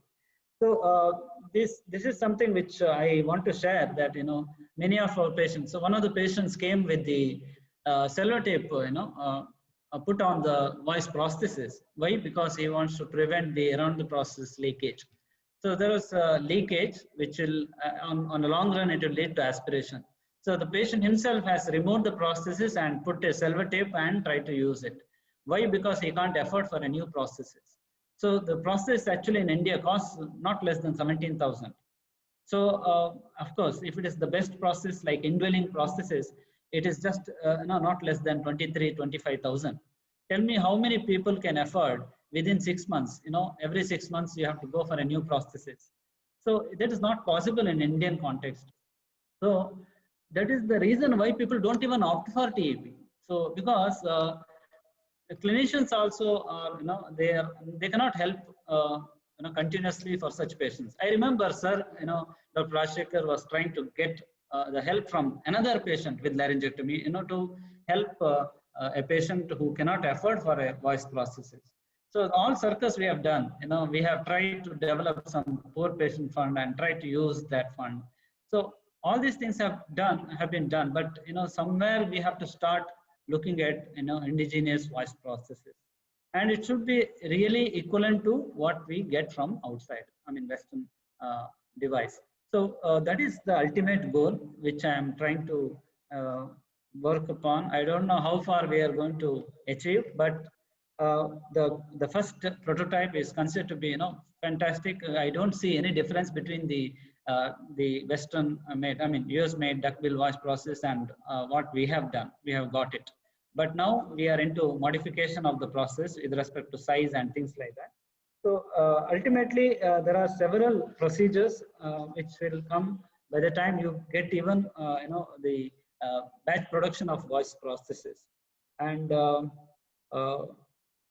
I would say that many industries don't come forward. We have already discussed about 3 industries about this. Some people have started showing some interest, then in between they stopped.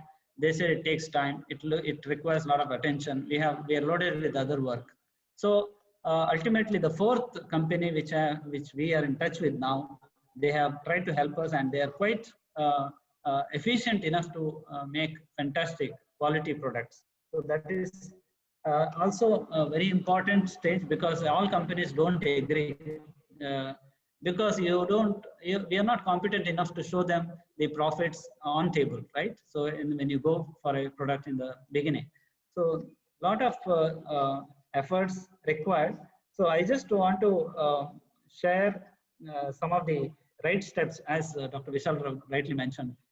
If you have a good intent should be good. We should not think about profit from others' problem. That's rightly said. So the basic thing is right intent. So if you have right intent, definitely you can go to the next stage of right vision.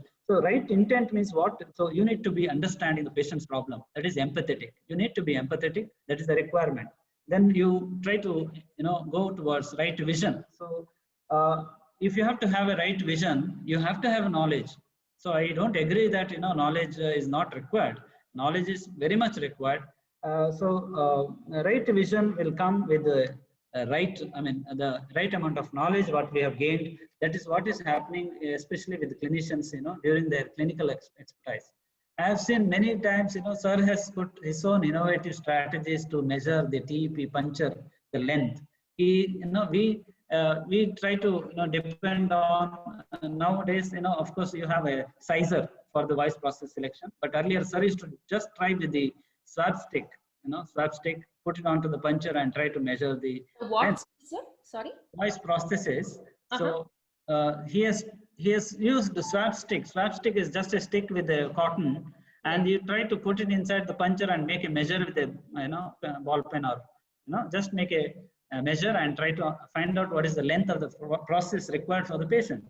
But now you have readily available sizer, which I just have to put it inside the puncher and try to measure it. And one more thing I want to share is that there is something called a silicone washer comes in to prevent leakage through around the processes. So I was I was curious enough to get that. I mean, I wanted to get that particular product. So I asked one of the companies, what is the cost of this silicone washer? They said by the time you give it in the hospital, it comes up to 3,000 rupees.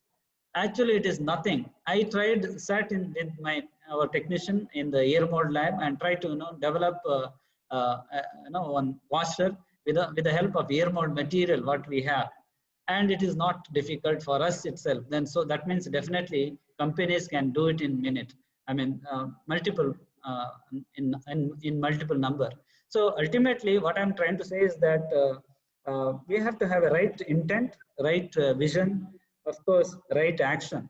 That action, if you have to have in a right direction, then you need to have 100%. You need to put 100% effort in it, and ultimately, finally, with all dedication, only you can get right results. So, right intent to right results.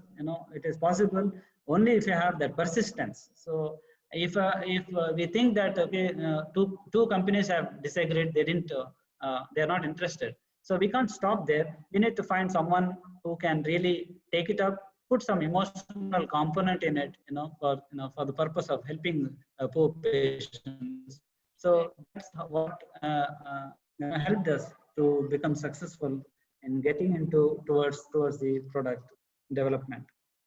And that's all I wanted to share in this particular question. No, sir, I really appreciate that you've been so candid about the whole thing. I think it's very important for us to understand that. We have got a good intent now. So somewhere we want to finish the work and help this patient at the earliest, as Prasanna just right now mentioned. Right. By the time we come out of the product, it should not be outdated. Right. That's also very important for us to consider. Right. And it clearly is that you have to believe that one day your work will reach somewhere, and you've just got to keep yourself motivated and stay in the game. You cannot let go saying one day somebody disagreed with me or funding didn't come through. But I also appreciate both from your experience and Dr. Srinivas's experience that funding is a big deal. I mean, you can't, I mean, like he was saying that he had to let go of his well-paying job, and at some point maybe you will even be at the state that what next? I don't know. So clearly, I mean, you've walked us through this whole thing of ideation through until wherever you are at this point, and Dr. Srinivas covered some things about intellectual property. I just feel like, I think this is a very niche topic, and you can see that for a lot of us, this is the first time we are listening to this kind of a session. And also today is a festival for many of us. So in spite of that, holding on to about 75 people is a big deal. And I really appreciate all that you've both said, and we're just going to move on to the last two questions. So next slide, yes. So I think I will take this answer simply in the interest of time. Can a speech language pathologist and audiologist be an innovator? Well, everybody here, I'm representing you, I think we can.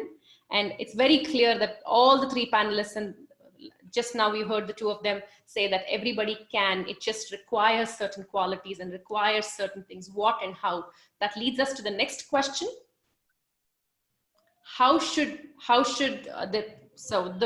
So I would like to say, can a speech language pathologist and audiologist be an innovator? Yes. What and how should we approach this? So how do we identify the problem? What is the need? What is it? What are the avenues for collaboration? And finally, execution. Both of them have given us examples from their own experience. Anything else that you both would like to say? I'd start with Dr. Srinivas and then to Venkatesh, to Aital sir. So Srinivas sir, anything that you want to say? See, in fact, my memory is, I have gone to several audiology institutes across the country. And then I remember when I had been to All India Institute of Speech and Hearing, Mysore, there is an electronics department. Mm-hmm. Okay. So there are, if you open any of the books, there are different kinds of waves, square waves, all sinusoidal waves, different kinds of digital signal processing.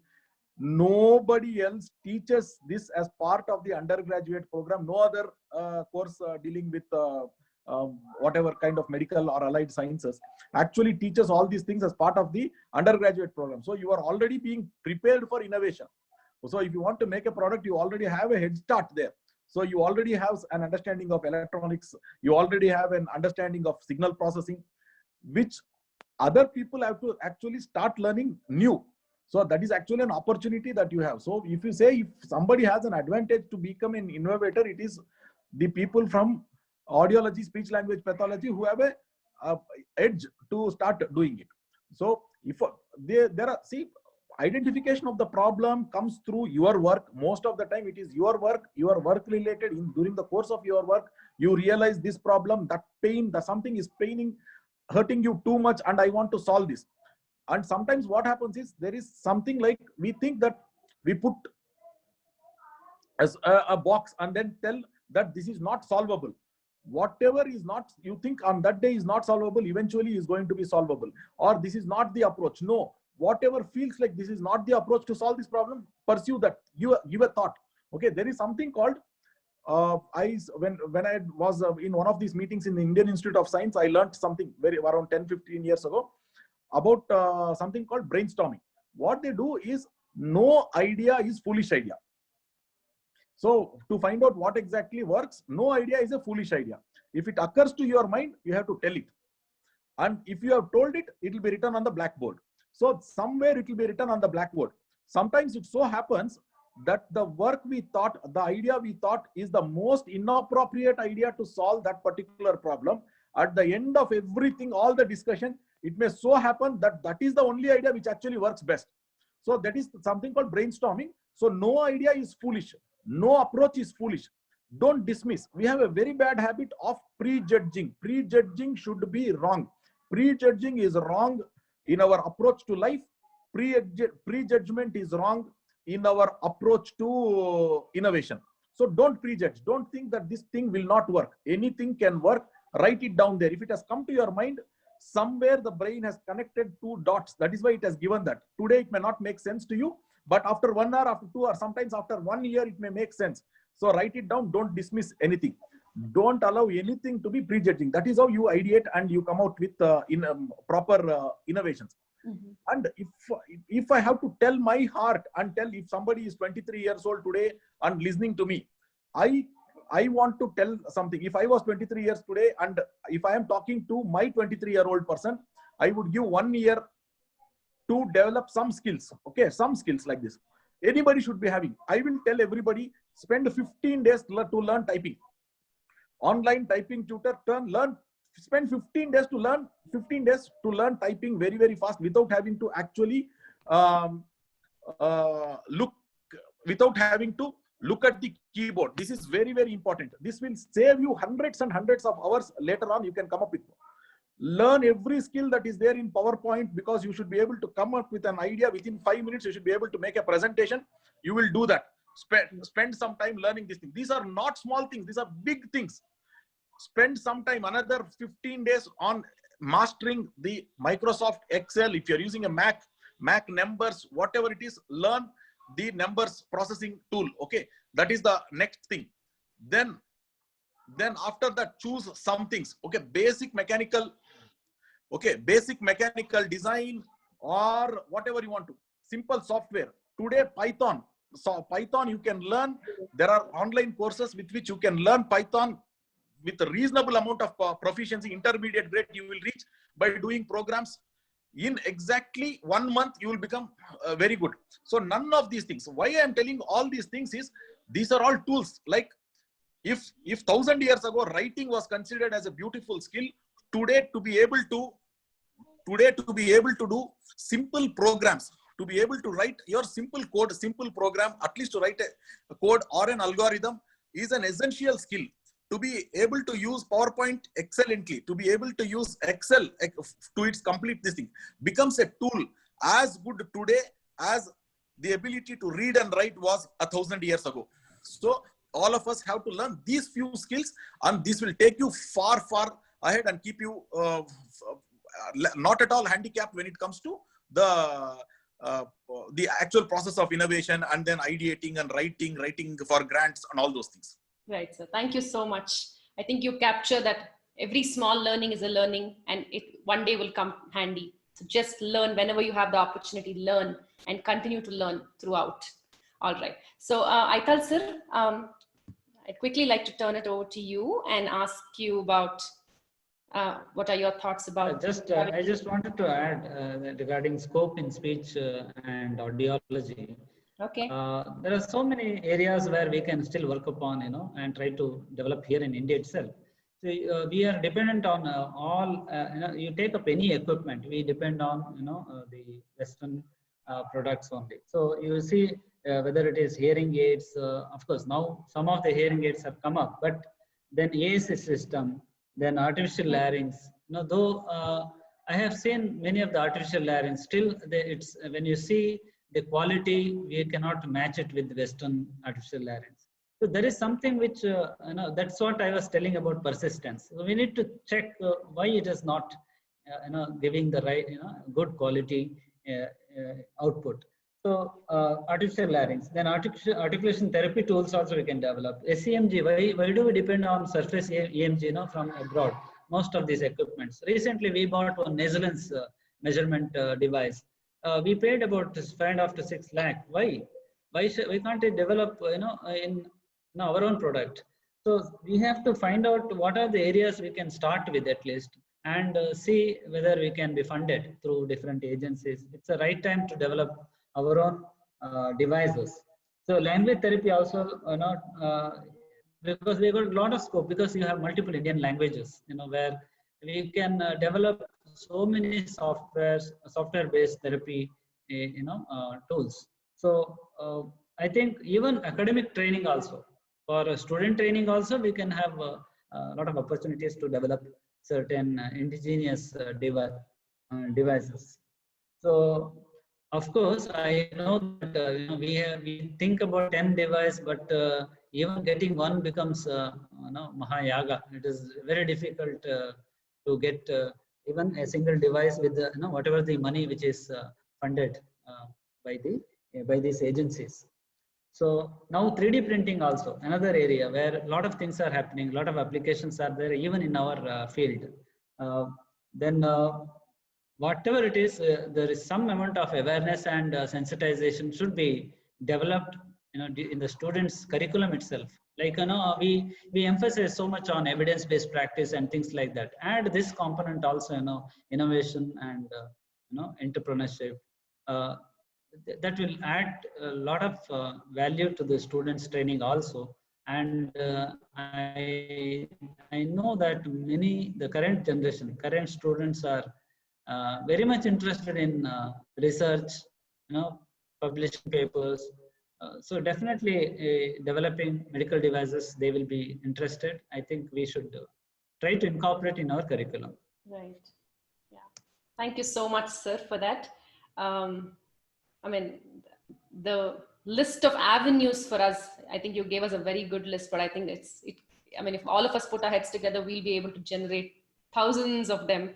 And so I'm just wondering, so we've kind of come to the end of the questions, and I'd like to, before I turn it back to the hosts, do you have any concluding remarks for us, Dr. Raital, that you'd like to share? So at the end, I just want to mention that if we have right intent, we can, achieve things with the right results. Thus, helping of course, contributing to the best healthcare in our country. At the same time, it's always a satisfactory aspect, that you have helped this particular group of patients. So even if it is one or two, it's fine. Try to go in that direction, and we will be able to open up many more innovations in different other areas also. So because speech and hearing is such a vast field, we have got a lot of opportunities. I think actually I just wanted to mention that the IIT Bombay, they have got very fantastic networking with various companies. And when I was going through, I have seen so many devices, not even a single device which is related to our field. So whether it is they have developed a smart stethoscope, endotracheal block detectors, centric jaw recorder, biopsy gun, prosthetic leg. Then these are all things are from that medical background. They have tried to innovate. Now, what about us? Speech and hearing. We should also try to develop, and that beginning should happen from all of us as professionals, because we have got enough experience, clinical experience, and that has to be really put into, this product development. Yes. Yes, Dr. Aital. On behalf, Dr. Srinivas, do you have anything to say before I kind of wrap it up and hand it over to the... I have something very important to say, that I love these 2 hours being with all of you, and thank you for giving me this opportunity. It was great interacting with you. Thank you, ma'am. Thank you. So I think... So Meera, I also Yes. thank the organizers of this Guruvandana Karyakram, and it's really a great opportunity to share the panel with Dr. Srinivas and Dr. Vishal Rao, who has been an eminent contributor to healthcare. So I really thank Dr. Prasanna and his team for giving this opportunity, and I thank my teachers, my mentors, particularly Dr. Rajshekhar sir and Dr. Premalata, Dr. Shivshankar sir, all are here. So thank you so much for helping us, guiding us, and we need your support throughout. Thank you. Yes. And thank Yeah, you, thank you. to Meera and Angel also. Okay. So just before Okay, Meera, I wish to say something about Dr. Aital. Can I? Sure. Hello? Yes, sir. Hello? Ahead. Please go ahead. Yes, Hello? please go ahead, sir. Can you hear me? Something about Aital, yeah. I'm extremely proud of my first batch student, Udupi Venkatraj Aital. That's his name. He was my first batch student. He's a man with the right intention, right vision, right knowledge, right action, right implementation, right push and persistence, right emotional flavor. All of you may not be knowing that he's a good Yakshagana artist. Yes. No wonder the emotions come to him, and the right ratio of brain and brawn. Okay, I'm extremely proud of him. And I think once again, hats off to Dr. Vishal as well as Dr. Srinivas. And Meera, as an anchor, you were awesome. Thank you, sir. Okay, really enjoyed this program. Thank you. So we want you to hold on for a few more minutes, everybody. So I just want to say that I don't think I can really summarize this session, because honestly, this has been a lot of learning, and I really need to sleep over this entire 2-hour topic to be able to jot down points like, what are my take home? What is it that I'm going to take home from this 2-hour webinar? So I just think that for the young audience here, including me, there is no end to what we can do and what we can dream and what we can fulfill. We have a fantastic lineup of teachers, professors who have over time learned with us, and we are no longer probably in that structure like before, where we wouldn't approach them, but I'm sure many of them are willing to do a little more hand holding. We have a fantastic, peer mentoring, it's all about peer mentoring. We can talk to each other and come up with ideas, collaborations. So on that note, I'd like to open this webinar, this topic, this discussion to the audience, just for a few remarks from y'all. What did you learn? Did you have any suggestions? Anything that you would want to say, please go ahead, unmute yourselves, and you can go ahead and speak.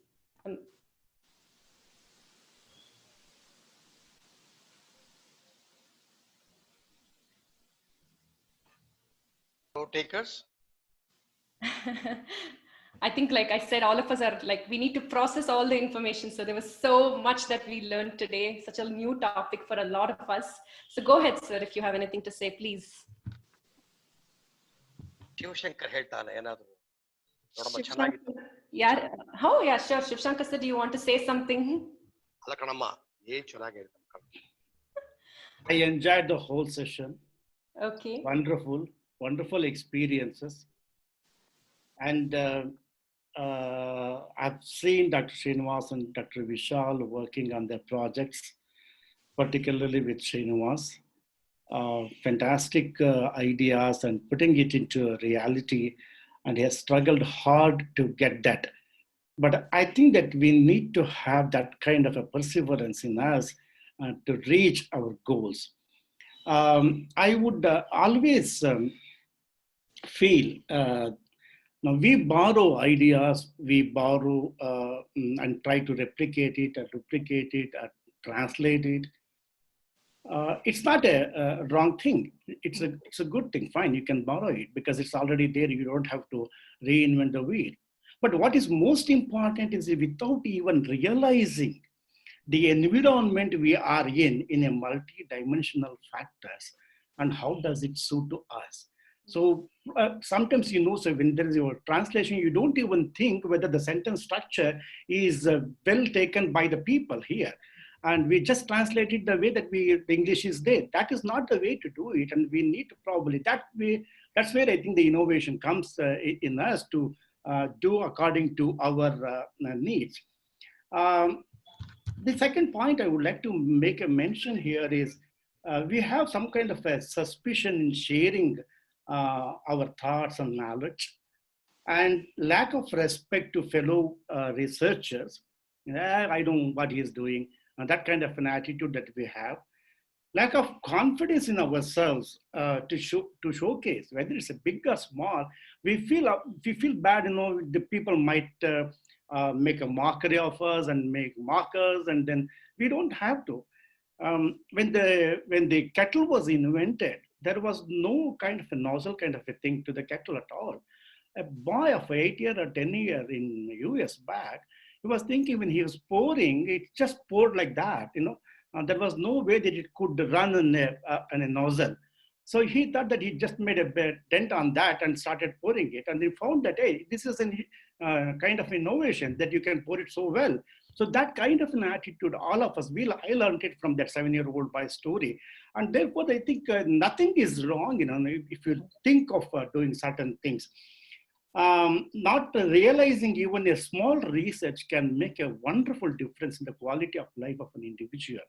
That's where I think we should look at this focus of research, and don't have to feel bad for it's not a big research, it's not a Nobel winning research. It doesn't matter. Everybody cannot be a Nobel laureate, but small things can make the difference in the life of the people.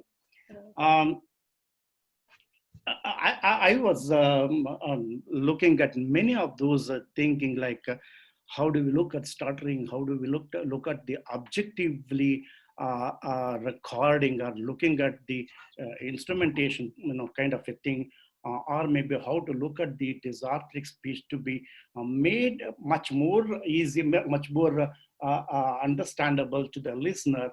So many of those things, like for example, even the semantic anomaly software kind of a thing, I was just thinking how we can use that technique to improve the word access for patients with aphasia.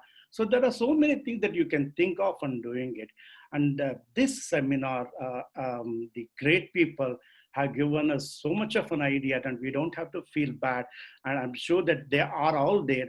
Srinivas is there for holding our hands and to probably take us. And Vishal is there. And of course, Prasanna is there in that such a wonderful team. And I'm sure that Prasanna would come forward to help all of us. And the students have to come forward. The most important is that, and the researchers always think that, mine is a research, I have to hold it to my heart. I don't want to leave it to the people. Unfortunately, even today, that we are not able to access to the many tests which have been developed in the country.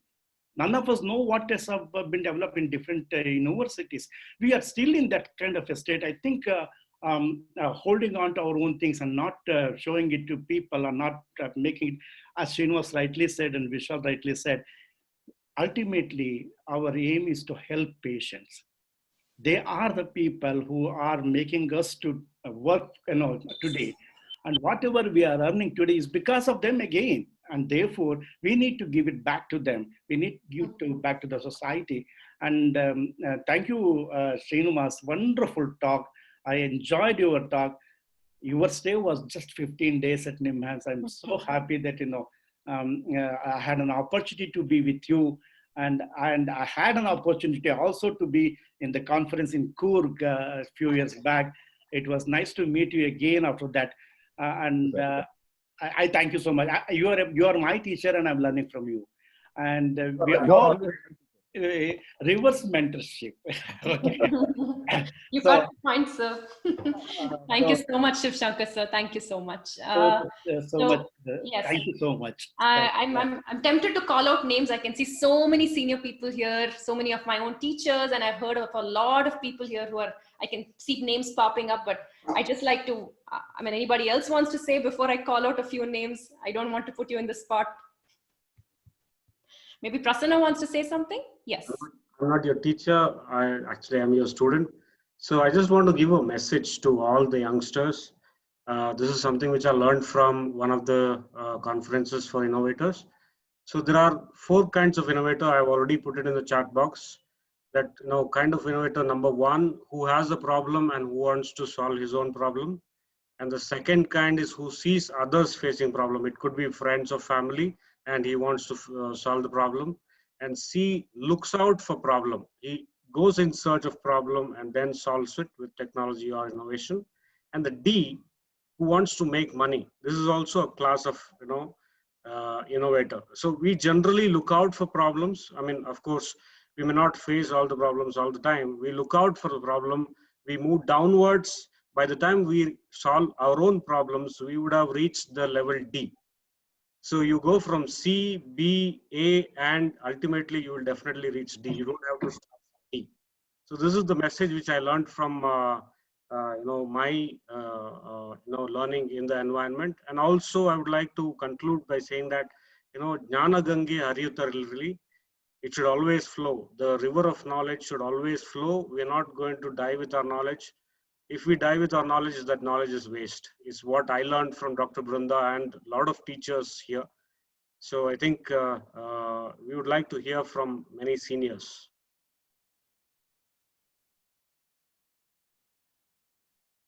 I mean, just basically by names, I can see that Dattatreya sir is here, Kalyani ma'am.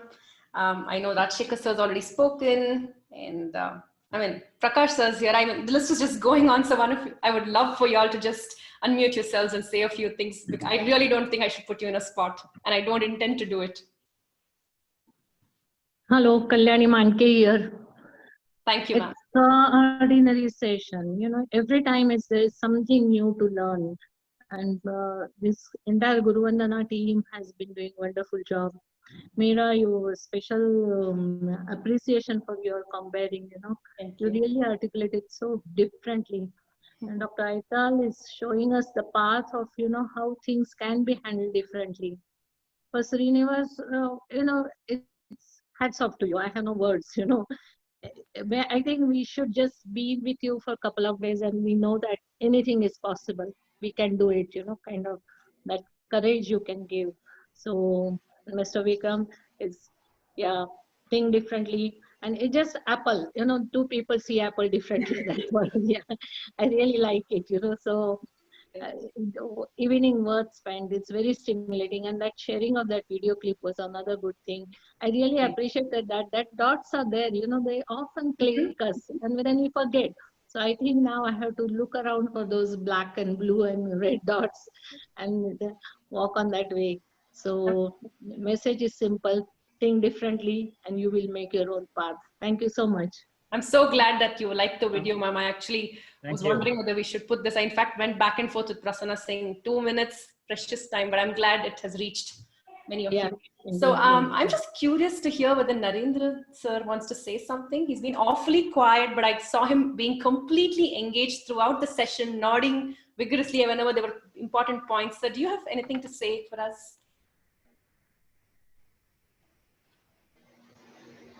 Thank you very much. I enjoyed the webinar quite well, and all the speakers are wonderful, resource persons are good, and you have anchored it quite well. I am amazed. Thank you very much. All right. So by popular vote, do we go back to Rajshekhar sir or do we call it a day? Do you want to do it? Can you hear me, Meera? Yes. Yeah, it's Prakash here. Oh, sorry, sir. I didn't get. Yeah, please go ahead. Sir. So, first of all, I want to really appreciate the entire Guruvandana team, Prasanna and team.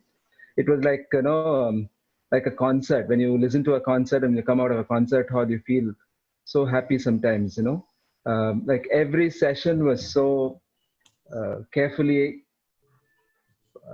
done. I think, it was so well, you chose nice people to talk. You had great moderators. It was wonderful. I think, though I could in live attend 4, but I could see it in the videos, which is there in your website.